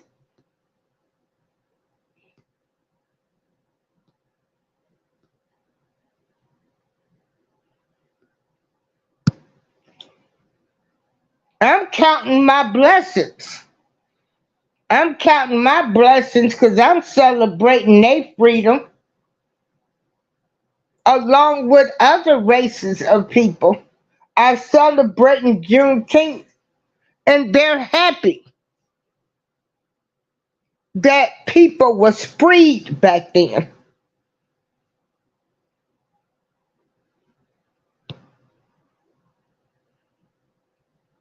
There are people of other races that are happy that people were freed.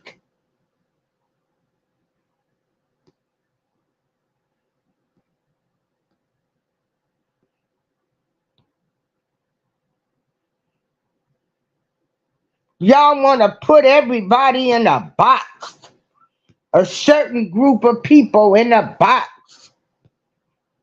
You're no better than them folks.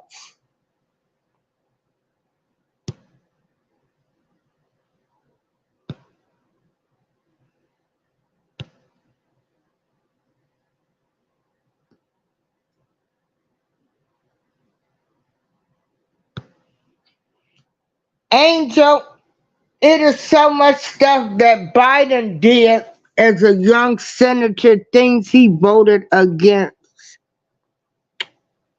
And see, them people know us. They know us. You can forgive people, but you don't have to forget. If you say you a changed person, but I ain't got to forget. Because it's in the back of my mind, the different things that you didn't want. It's in the back of my mind what the Clintons did, what Hillary said about black men, everything. But you can't tell my people nothing about the Democratic plantation.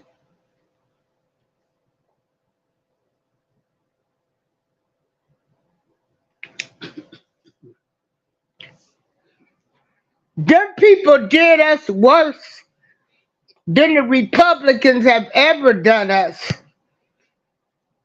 But you can't tell them nothing about the Democratic plantation.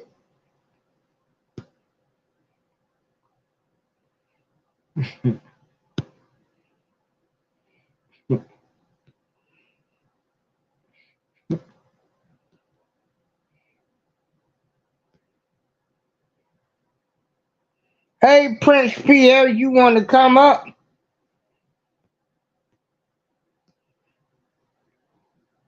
Let me drop the link. This is for anybody.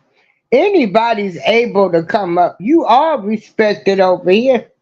But I don't want no I respect everybody's opinion, but some of y'all is too way far left for me. I'm living for today. I'm celebrating that these slaves was free.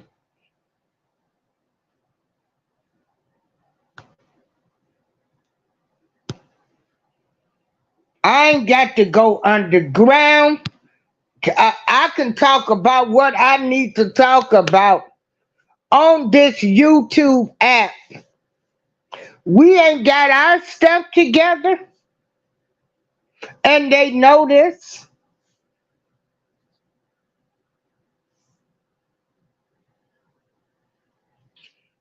They know this. And we love the oppressor.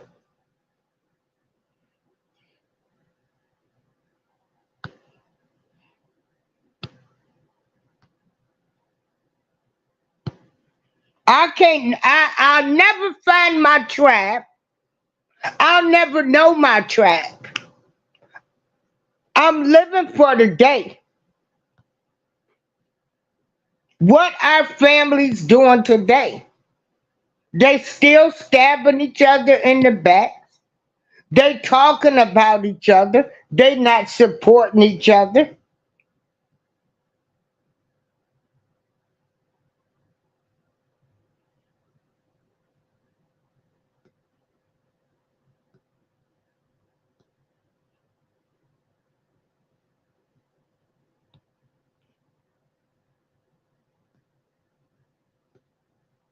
Like I say, I'm riding with Texas, and so is a whole lot of people today.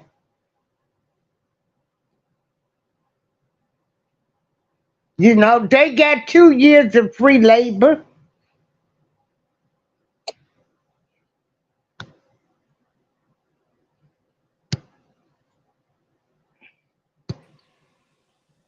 Hey, Prince Pierre, happy Juneteenth. Happy Juneteenth to you. Now, Yeah, yeah, I'm celebrating Juneteenth a little bit. Uh, mm-hmm, yeah, I went down there. I went down there and got me a little Jamaican cuisine, so I supported a black business today. yeah. So, and hey, it was good. Google wasn't lying this time. The Google reviews didn't lie on Tony's, but Tony's Jamaican down here in Austin. They wasn't lying. It was good. Oh, okay, so you down there in Texas. Hey, the realest. So Yeah. you are a Texan. Yes, I'm a Texan. Okay, now, have you heard any stories, uh, like from people that, from grandparents? How, hold on, Jose, how people felt when they found out that they had been free. Well, what was really going? I heard from it was a friend of mine. His mother was a school teacher. Rest in peace. And she told a story about Juneteenth. Key to Juneteenth was Texas. The Civil War was actually still going on in Texas. They were still fighting. There was still war going on. So how you gonna be free if there's still a war going on? And then the Confederacy finally seceded from the Texas, and then and that's when we got our freedom down here. So we were still fighting down here in Galveston. We just wasn't sitting on plantations still working just because we wanted because we was dumb. No, it was still wars going on. You know, the Union was still down there. The Union And was then still they down were there. saying they wanted to get one more cotton. They one more cotton crop out of them Yeah, it before was. they freed them. Yeah, yeah. Yeah, So the old war still but going I on. heard stories like you had some people that wanted to unalive the slave owners and stuff back then. And people was like, no, hold up, wait a minute. You know, hey, we happy we free. And some of the kids left their parents down there never to return. Right. Yeah, there's a lot of stories about it, but yeah, Juneteenth is still an official holiday. It's a Texas holiday where they done made it federal now. I mean, made it national, uh, but yeah, you're right about that when you was talking about the Biden crime syndicate. Yeah, Yeah, Kamala Harris and them. Yeah, as soon as that, yeah, that yeah. I ain't But thinking about Biden them didn't lie. people. But you know, I defend Biden on this one thing, and it's rhetorical. He told you, man, he gonna get Trump out. And guess what he said when he won? He had did a little speech at some black, probably the NAACP award thing. He came in there and straight told him, "I got you what you wanted. You wanted Trump out." I started laughing. Yeah, Yeah, because you know what he said on the Breakfast Club in 2020 when he went on the interview. I saw it live. I went yeah. on Facebook at the I time and told you, you "Oh, know, what y'all I gonna ain't do thinking about him?" He about. told you he told you if you don't vote Biden, you're not black. So Right, he he did. telling And you what people your act, blackness they is. want to turn the words around. Mm-mm. Yeah, Nah, I'm not turning no words around. I See, know. see, uh, they're against white folk when it's convenient for them. Then when it's not convenient for them, they form. When you form one, you're against them.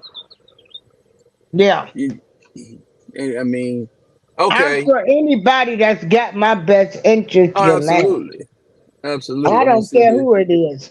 I'm gonna say Shoot. this, and I'll let the brother down there say what he gonna say. It was Okay, like Jose, doing go on. during that 2020 election. I was just talking about it. Okay, Uh, I asked a simple question. I said, okay, you going by politicians, right? As a man, he write policy, right? So who wrote a policy against black folks out of Biden and Trump? Somebody gonna find some sucker gonna try to. But this is 4 years later. He gonna find something that Trump didn't sign a bill for the handicap or something. And I think that was a lie. I don't believe it because it ain't making no news. So and the media's anti-Trump anyway. So let's just cut yeah. it out, all of them. So why they ain't talking about it? But I ain't getting into that. But we know that what Biden did, he was over there standing right next to Hillary Clinton with the super predator talks and put in the Mm, 94 crime bill. And I know the yeah. 94 crime bill. I seen a lot of Mhm. people I seen on the streets in 93 and 90 in early 94. Around by December 94, I ain't see them guys no more. Man, I ain't see them They guys locked again them in all up. 2000 into 2000. But Yeah, they, Biden in his younger days, that man been in politics for 40 plus years. But when he was a senator, he was not for civil rights. Coming out of Delaware, he was a racist. yeah, he made statements. He was, you know, his friends was Strong Thurman and a couple more of them uh KKK boys. And then he said that he the last great Dixiecrat. He said he the last great Dixiecrat back when he first started. Back, yeah, when he had a little hair on his head. Yeah. Mm, So people don't history rewards our research like Malcolm X told you. Malcolm X even told you the enemy of black people is liberalism. Liberalism, liberalism and feminism is the enemy of black people. The mhm. conservative is a conservative. We know what he on, he let you know what he's on. He'll give you some money until you go across the street.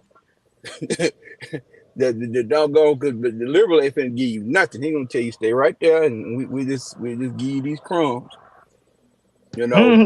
So you Crumbs. just gotta, I was raised is what you want. Okay, white folk ain't for you, right? Okay, then. So white folk ain't for you. So that means you want white folks to leave. You want white folks to bother. You want to leave you alone. And that's how you think. Well, I'd rather for them to leave me alone. Nah, you don't. You don't know. You had 4 years of a man annoying your ass. Yeah, Donald Trump annoyed Negroes, but not in a bad way. He just wasn't bothering. He was worrying about the world. He was letting black folk do what black folk do. You was able to use your cash app to pretty much launder your money. Uh, you know, and then as soon as he get kicked out of there, he turned around in there and Biden taxing your cash app now. Yeah, your tax app. Uh-huh. All Yeah, kind of things. Yeah. all the loopholes we were having. Yeah, Now your and social you know, media thing. mysteriously, the Yeah, owner, Jose, we're gonna get to you in a minute. Don't go nowhere. yeah. Check this out. Now they unalived the guy that owned Cash App, and then all of these fees came on it.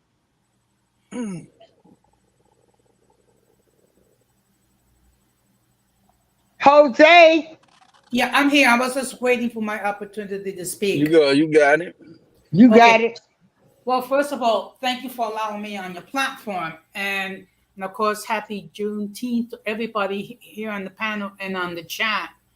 Um, it's what it does end a very sad page in American history. The fact that the African American community were slaves for 250 years, starting from Jamestown, um, leading to the end of the Civil War. The problem is, okay, yes, they were free. However, um, declared free was not enough. They have to be prepared how to be able to, you know, not only take care of themselves but to prosper as a community. Yeah, and you But let me know, say something on that. Let me say something on that. And that you're right about American slavery was 250 years. But understand, under the history of slavery throughout the world, through the history and duration of this world of slavery, the African American was in slavery the less. It was the more brutal one, but you got some that people was enslaved for 1,000 years. That's 10 centuries. That's the Islamic slave trade. Second of all, soon as we got out of slavery, 50 years later, we was running this country. That's when they came with a thing called Reconstruction. So these are little part of histories that are taken out that I learned. I give credit to the Pan African movement. They taught me that, but they didn't really lead with that. They just not disrespect you. They just stayed on the 250. Then when you get into a meeting and talk to them, then they say, "Yeah, we got out of it the fastest." Well, you need to preach that, brother. You need to preach the empowerment part of it. Preach the empowerment. Well, I don't. The disempowerment is the slavery. I want yeah, empowerment talk. You tell me the hell. You tell me how we got through there. So we got out of there. Then we went through that Reconstruction. Then they came with the Jim Crow laws. That's Mhm. what made. That's the reason. And now this how the Jim Crow laws worked. Okay, either you was going to be a sharecropper or you was going to the chain gang, and you didn't want to go to the chain gang because the life expectancy of a person that worked on the plant, worked on the sharecropper, he would live to be about 50. He would live to be about 55, which is still terrible. But if you was on that chain gang, you was gonna be gone within 10 years of it. So you was going you yeah 40 is what they say the mobility rate or the death rate went up 40% if you got hemmed up. And how you get hemmed up now is how we rolling down the street and you see these Negroes on the corner and they out there hanging out and chilling. I wish they was off the corner. I wish they was too. I wish they was, but back then them guys didn't want to do no sharecropping because sharecropping was a robbery. You get sick, anything happen to you, you don't get paid. They paying you, they doing you bad. And then if you didn't do that, they put you in the chain gang and you're guaranteed death. So that's when everybody start migrating to the north and start working in them power plants and working on them Ford motor plants and them doggone Chrysler and General Motor plants. That's why the migration had to happen because you had no choice but get up out the South. You had no choice because you were guaranteed death. That's why they came with the rebirth of a nation and all that. Yeah, because black folks was messing around there, got a book and learned how to read, knew how to comprehend it very well, and started advancing. So I think we had like what 25 or 30% of black people that was in the Senate, and you're only 25 years, 30 years removed from slavery. Yeah, it was some people out there had it bad, but it was some people out there that did it good too. And then we always got to remember the slave trade too, man. And I'm done with it. People didn't understand when the Woman King came out. Y'all looked at the Woman King, and this is historical context. I did a live on for 4 hours back in that time. It wasn't about the women doing what they were doing. It was about the king was enslaving people that looked like him, but they wasn't him because there was some other tribes that he was warned with. And then that's when he was selling them. Was it to the French or the Belgians? He was selling them to the Belgians. He was selling them to the Belgians. So slavery started too. So when we start talking about reparations, it is a UN thing. The world had everything to do with the transatlantic slave trade. Belgians, French, Portuguese. That's who it was. It was the Portuguese that Dohami was doing business with, or all bringing them up, all bringing us over here. So it's more than just America owe us money. Africa owes us money too for reparations. Everybody pay. Everybody got to cut a check. So that's why you have some of these suckers that come up here and say, you ain't no reparations. Hey man, you ain't for it, brother. Shut your mouth. We don't need you talking. But you got it. Okay. Well, I think the day will come when reparations will be paid, but I don't think we're going to be alive to see that day. Well, it's not alive because we're not organized. We're not organizing properly. We're not backing politicians. I mean, I hate to say this. Dr. Claude Anderson even said it. Politicians are meant to be bought. They're meant to be leased, and they're meant to be rented. If they don't do right, you kick them off and get you another and some more. You got to raise your own politicians and get people in there you want if that's what you want to do. I got to say the word if that's what you want to do, because I ain't no leader of nothing but my domain. And the number one thing is families, though. You got to get back to the family dynamic of life. So you got a gang of families down the street. You got the mother and the father and the kids all in the neighborhood, okay? And then you mess around the bill of town, you mess around the bill of county, okay? And then when you have control counties, city and county politics, what we got to master first. When we start mastering those, now you get the county politics, guess what you control? You control mass incarcerations, you control all that. That means you don't want nobody going, you want housing, you want to develop a program like Muammar Gaddafi would do. He would reward marriages and reward childbirth. Everybody had to get rid of him because I'm not getting into him. He's just an example. And things like that. This individual mindset where the man over here on the south side, the woman over here on the north side with the 3 kids, that ain't gonna work, man. It's not gonna work. You got men over here And with we one need baby to and call our everything. people out on this shit. We know, like Prince Pierre. See, that's what I was saying. We don't call our people out on their stuff. We don't call out even a black man. You like you say, a woman on this side of town, another family on this. No, that ain't cool. That ain't No, cool. it's self-accepted. I'm not even for this mess. I'm not really against it. You might as well just do what you call polygamy and all you come in one house, raising kids, get the kids going, get people and taking care of their business.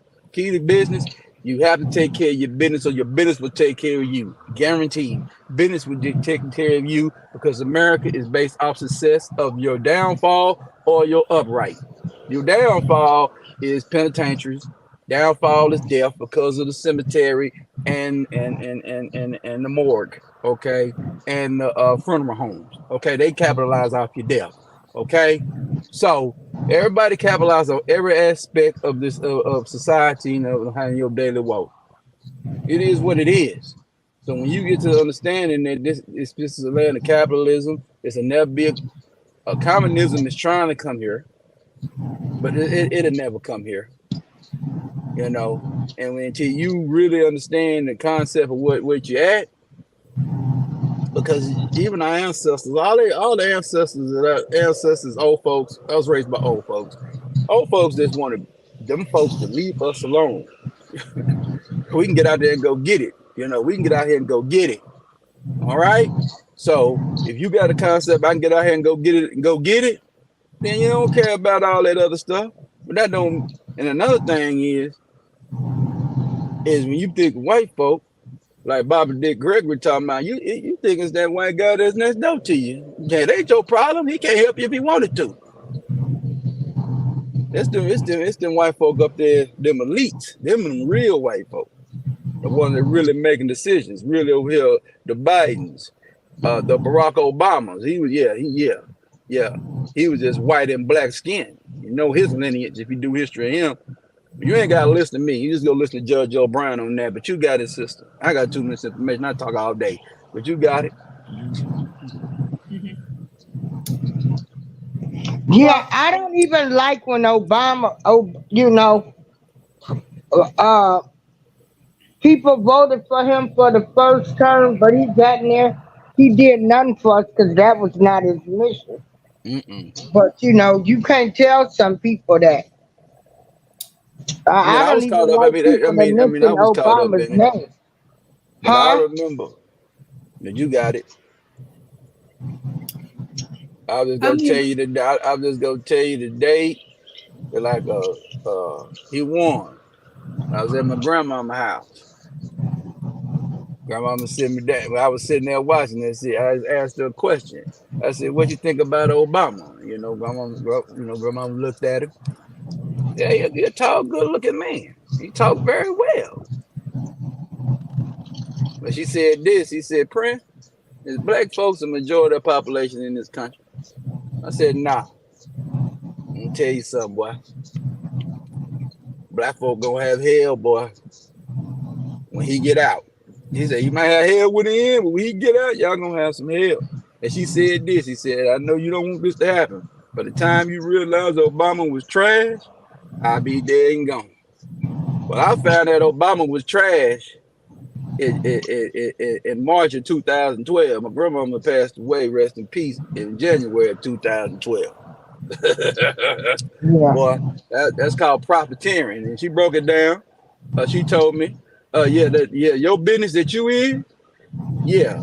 You might not be in the business, but if you still in it, he gonna mess that one up for you. Yeah, he messed trucking up bad, boy. So he told trucking up. So truckers ain't complaining about it, but I know, and I didn't, I just got to be honest with myself. Some things, what you call revelation don't hit you. It hit me in 2008. Like I said, I didn't realize until she was dead and gone when I seen what this Negro was doing, and I said, yeah, she was right. He said she gonna say that Negro gonna set Negroes back, and he did, because mentally we're set backwards right now. We're set backwards. I mean, when you think about Obama, I mean, the two things that you think about is one, the Affordable Care Act, which was passed under his watch, and the fact that he got Osama bin Laden. But other than that, I mean, We don't know if he really caught Osama bin Laden. They well, never showed us a body. I don't well, believe nothing they say. Yeah. well, let's say he said he did. Okay. Let's say he did. But the only other thing that you can talk about is the Affordable Care Act. Well, the Kennedys have been working on that, so I don't even give him the credit for that. The Kennedy Like family. Mitt Romney, Mitt Romney, the first one to get it done. What Yeah. state is he from? Massachusetts or Maine? One of Yeah, them states. he was the governor of Massachusetts. Yeah. Yeah, he the But one the that started Kennedys have been universal. working on that for free health care forever. The Kennedy family. Yeah. But keep going. We letting you know how we think about Obama. But go on. I mean, look, okay, this is how I look at Obama. As far as when everything is said and done, he was so. Okay, there have been other presidents that done more, and the other presidents done less. Higher So, rate. That's it previously. so basically, he's so. But I'm a little concerned. I'm concerned about this election because basically it's going to be the battle of two old grumpy men. Both of them appear to be losing it bit by bit at various degrees.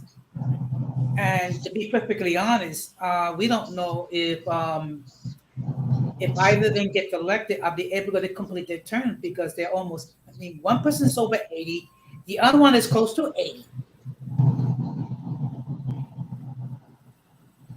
Yeah. Well, I just know. Yeah, I want somebody in there that's young, energetic, and want to make a difference. Well, the young guy, his name Yeah. is Vivek Ramaswamy. I think he's the next guy that's going to be up in the 2028 election. I think he'll win. He's a little radical for a lot of people. So he's like the next guy up. I don't know who's the next guy up. They trying to do Robert Kennedy Jr. He ain't gonna. You know, they talking about him. He might be. He. I think that'd probably be the not the running mate, but the opponents, Vivek versus Robert in 2028.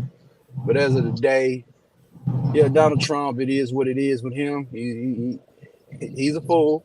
But one thing he does, he know business. He wasn't let America getting done dirty. You know, he wasn't no wars going on while the man was in president. It was just the media start blowing him up. And this is my red flag on media. When I start hearing the media telling me who a racist is, I know something wrong. I know something wrong. I know something wrong. As long as they've been trying to conceal racism for all these doggone years, now you want to stand on who the racist is and who the racist ain't? I know who the racist is and who the racist ain't.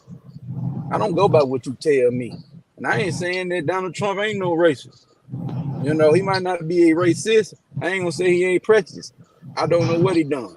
Now, I done heard a lot of stories about what he done for people as far as the black community and all the things he done. I know that he was back in Jesse Jackson when black folks was back in Jesse in the 80s. I have to say it that way because people don't co-sign Jesse today, justifiably so. Okay, but in the 80s, everybody was co-signing. He put a bug on office up in the Trump Tower for him. And of course, Trump trying to get some stuff done. So we know what he about. He trying to capitalize on something. We know about the Central Park 5. And I'll say this about, I remember this. I got to quote my grandmama on this one.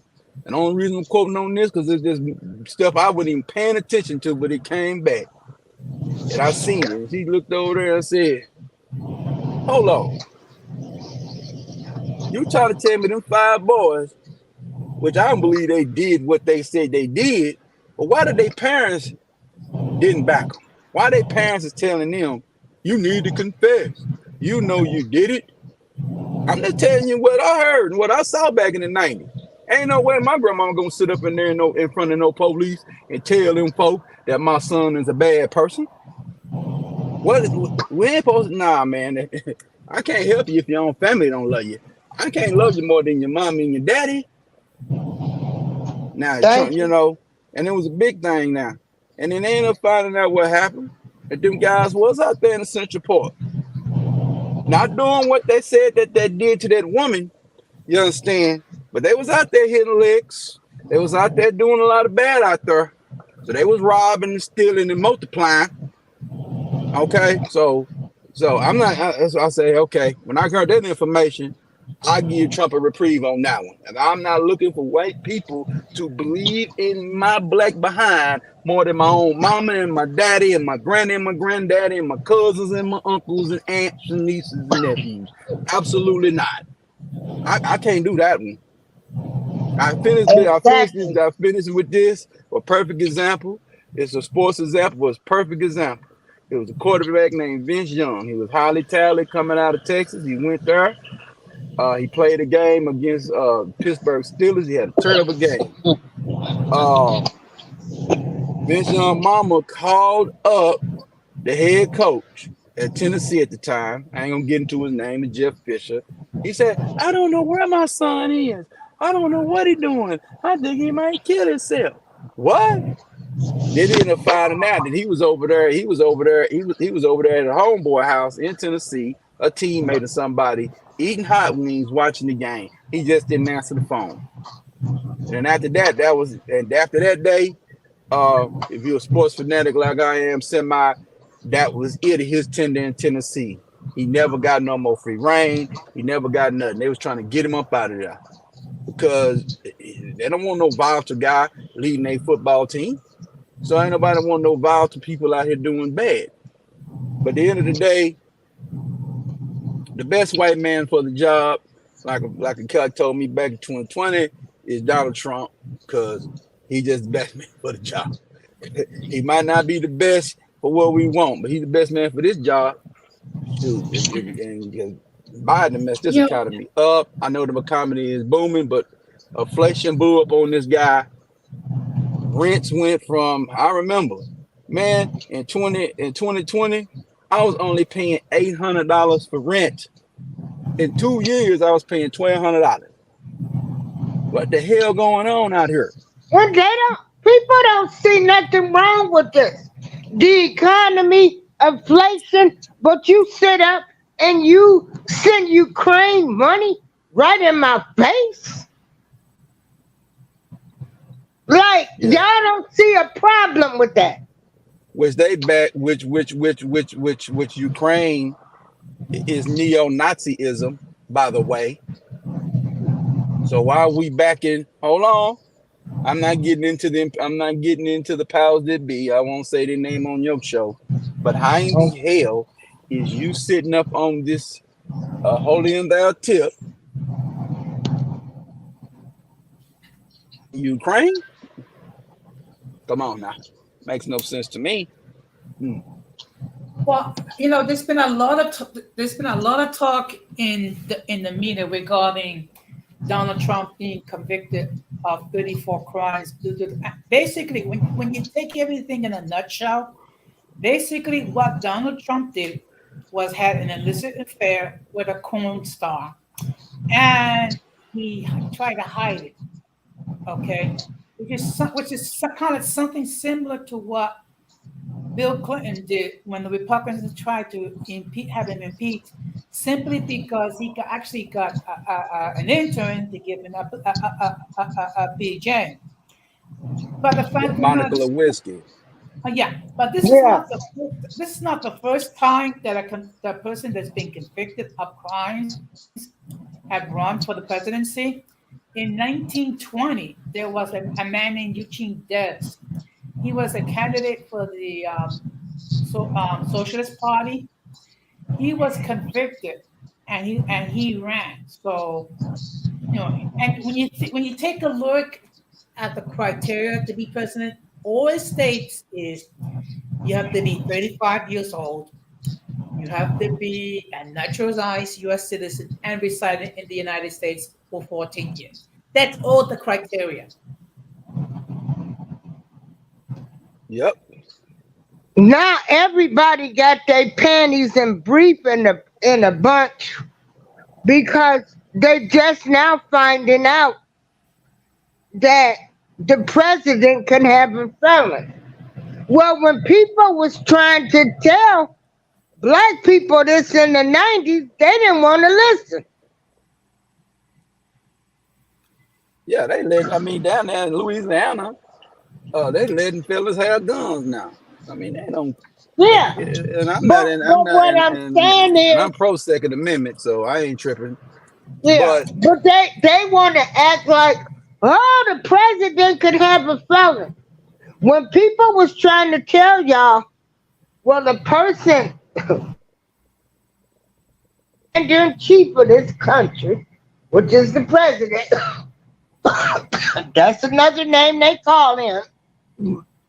Excuse me. Yeah.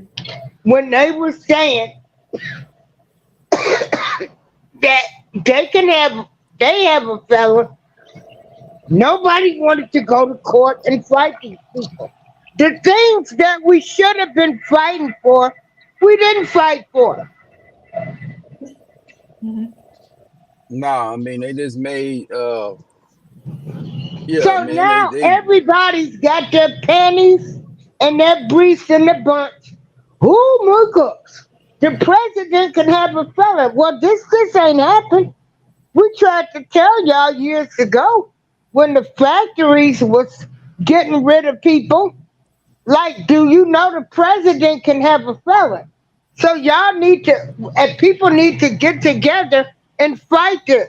They didn't want to fight it, but now that you actually has a president that's getting ready, Trump is going to be elected.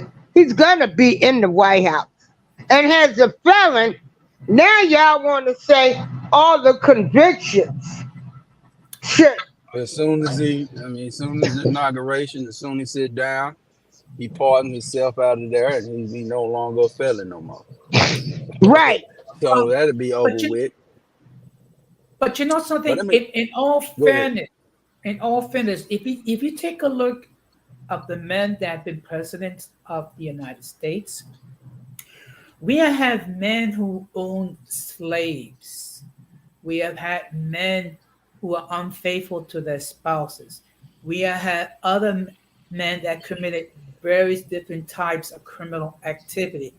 It's a good reason why the term the president is referred to as the commander in chief, not the pastor in chief. I mean, when you think about it, I mean, under Woodrow Wilson, they actually showed the movie, The Birth of the Nation. Okay, so let's keep it real. There's been a lot of wicked men that occupied the White House. Hell, all of them.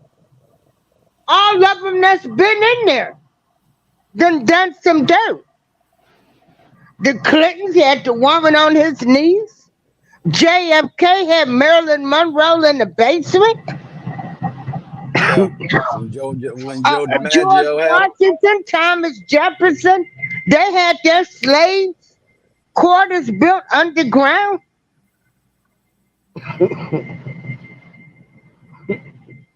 Yeah, They I mean, had these their are men. At the end of mistresses. the day, they're All they men. had to do was walk down some stairs and be with their black women. The Bushes, stock market, the housing market. They done all did some scandalous stuff.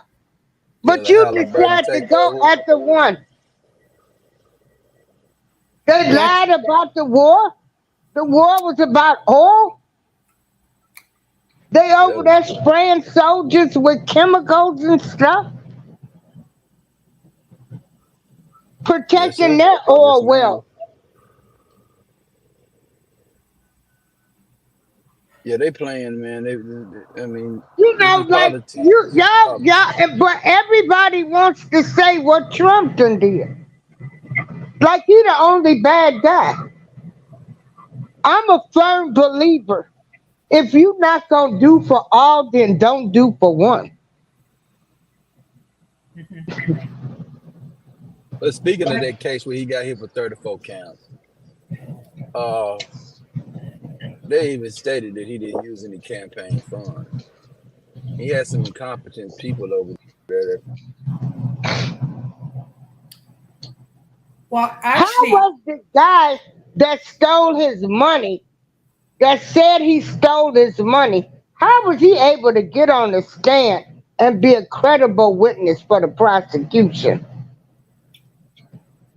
His well, former lawyer and attorney, Cohen. yeah. Well, let's keep it real. Donald Trump is facing 91 criminal charges in total. When everything going on, not just here in New York, but in Florida, in Georgia, and other places. If you take a look at it, 91 criminal charges, that is a lot.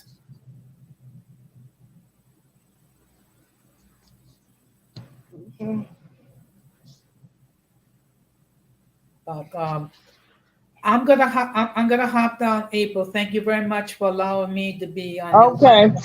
It was a pleasure, speaking with you, good people. So I just want to say, enjoy the rest of your day and enjoy your Juneteenth day. Thank you, Jose.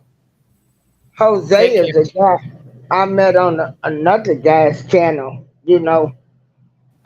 Hey, Prince Pierre. Oh, gosh, is he in a bad area again? And you know, GG4, GJ34, you're so right. Some with that oil wealth, I'm telling you that. You know, they controlling that oil down there in Texas. Papa Will, there you go. Let me see, did I miss anybody? Oh, Charlene. Hey, y'all, check out Charlene Healing. Charlene does reading, she'll meditate. She does all of those kind of things. Get in touch with her. I gotta set up an appointment with her.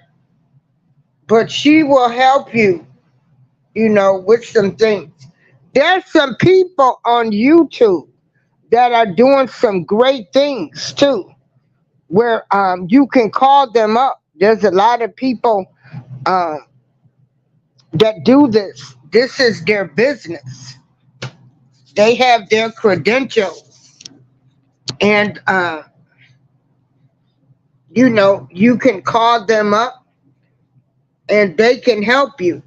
You got TCAT Commission Vision Diva in here, and she will make you some great pictures, do some nice artwork. She will help you with video. Y'all need to check out these people. Let me see. Who else is in here? Papa Will, he will help you promote your channel. Um, he does his work for free. I do mine for free. But we do take donations. Jill Comfort Zone, she does some nice talking. She teaches you how to cook different things. Did anybody y'all want to come up and talk about your channels? Yeah. If you know, in my channel, I talk about all subjects. It just so happened, unfortunately, you know, we on Juneteenth, and this is the year of everybody being exposed. And it is with great sadness that I have to look at my people being exposed. And so I'm reporting on them. I'm reporting. I never took a public oath. I do volunteer work. I never took a public oath to serve the people and the public. I never ran for any type of office. I never signed up to be any part of the ministry. And those are the two worst people to me. When you play with God and you play with people that trust you when you say you're going to help them. So that is my personal pet peeve. Do I hate you? No, but I don't like you.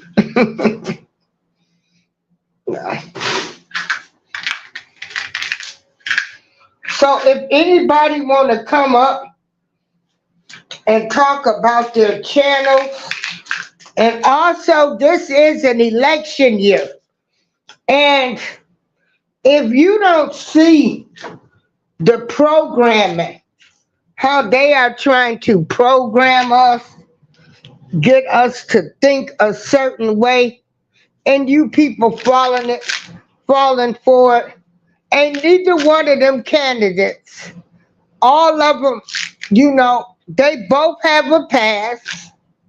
They both got some shady behavior. They both got shady kids. You know, the typical American. But, you know, everybody seems to love one more than the next, which I find it amazing. Some people only have tunnel vision. You want me to dislike Trump but love Biden, and he has more more allegations than him. Nah, no.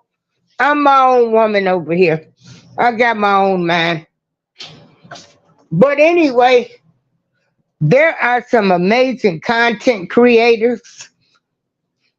We want to thank the people of Texas. I want to thank those that's counting their blessings. I know African Dreaming Pieces of April and all the other content creators like Prince Pierre. He went and supported a black business today. They down there having a good time in Texas. They celebrating that they was free. Some of them people probably, they didn't care if they worked the extra 2 years. They was just glad to learn that they were free. And with that, we should respect their decisions and we should all celebrate with them. Keep learning your history. We must not forget about history, but also, in order for history to not keep repeating itself, you need to look inside of yourself and see what you're doing in the present, how you treat your family, your friends, and even how you look at yourself. Some of y'all got some deep hidden issues, mental illness is real. It ain't everybody's fault. Sometimes it's your fault. And start treating everybody with the respect and dignity that they deserve.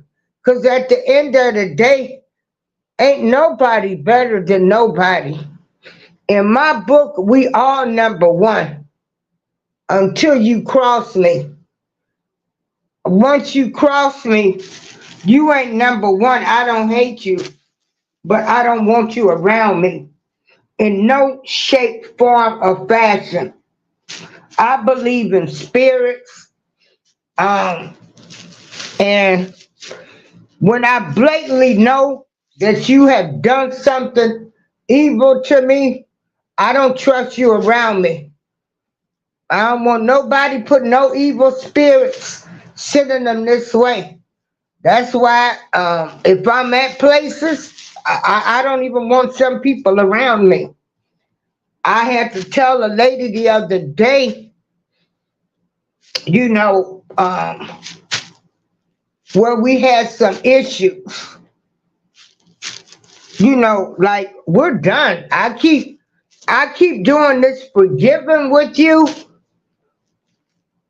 and I'm the one continuously getting put in the bad situation with you. And so no. And so when you have your BFF step in and say, hey, if you don't leave this person alone or you keep forgiving them, then I'm not going to fool with you. Then, you sort of tighten up. You tighten up. And that's why, I had to do some tightening up because I ain't going to lose a friend I done had over 40 years over a scamming, conniving person. And it's my fault. It was actually my fault. I kept forgiving, and believing. So, it was my fault. So now I get the fact when some people say Trust no one. Trust no one. So y'all have a good day. This is April Showers. I'm out. I got to get ready for therapy. Oh, matter of fact, let me call and see if we have therapy today. Okay, talk to you later.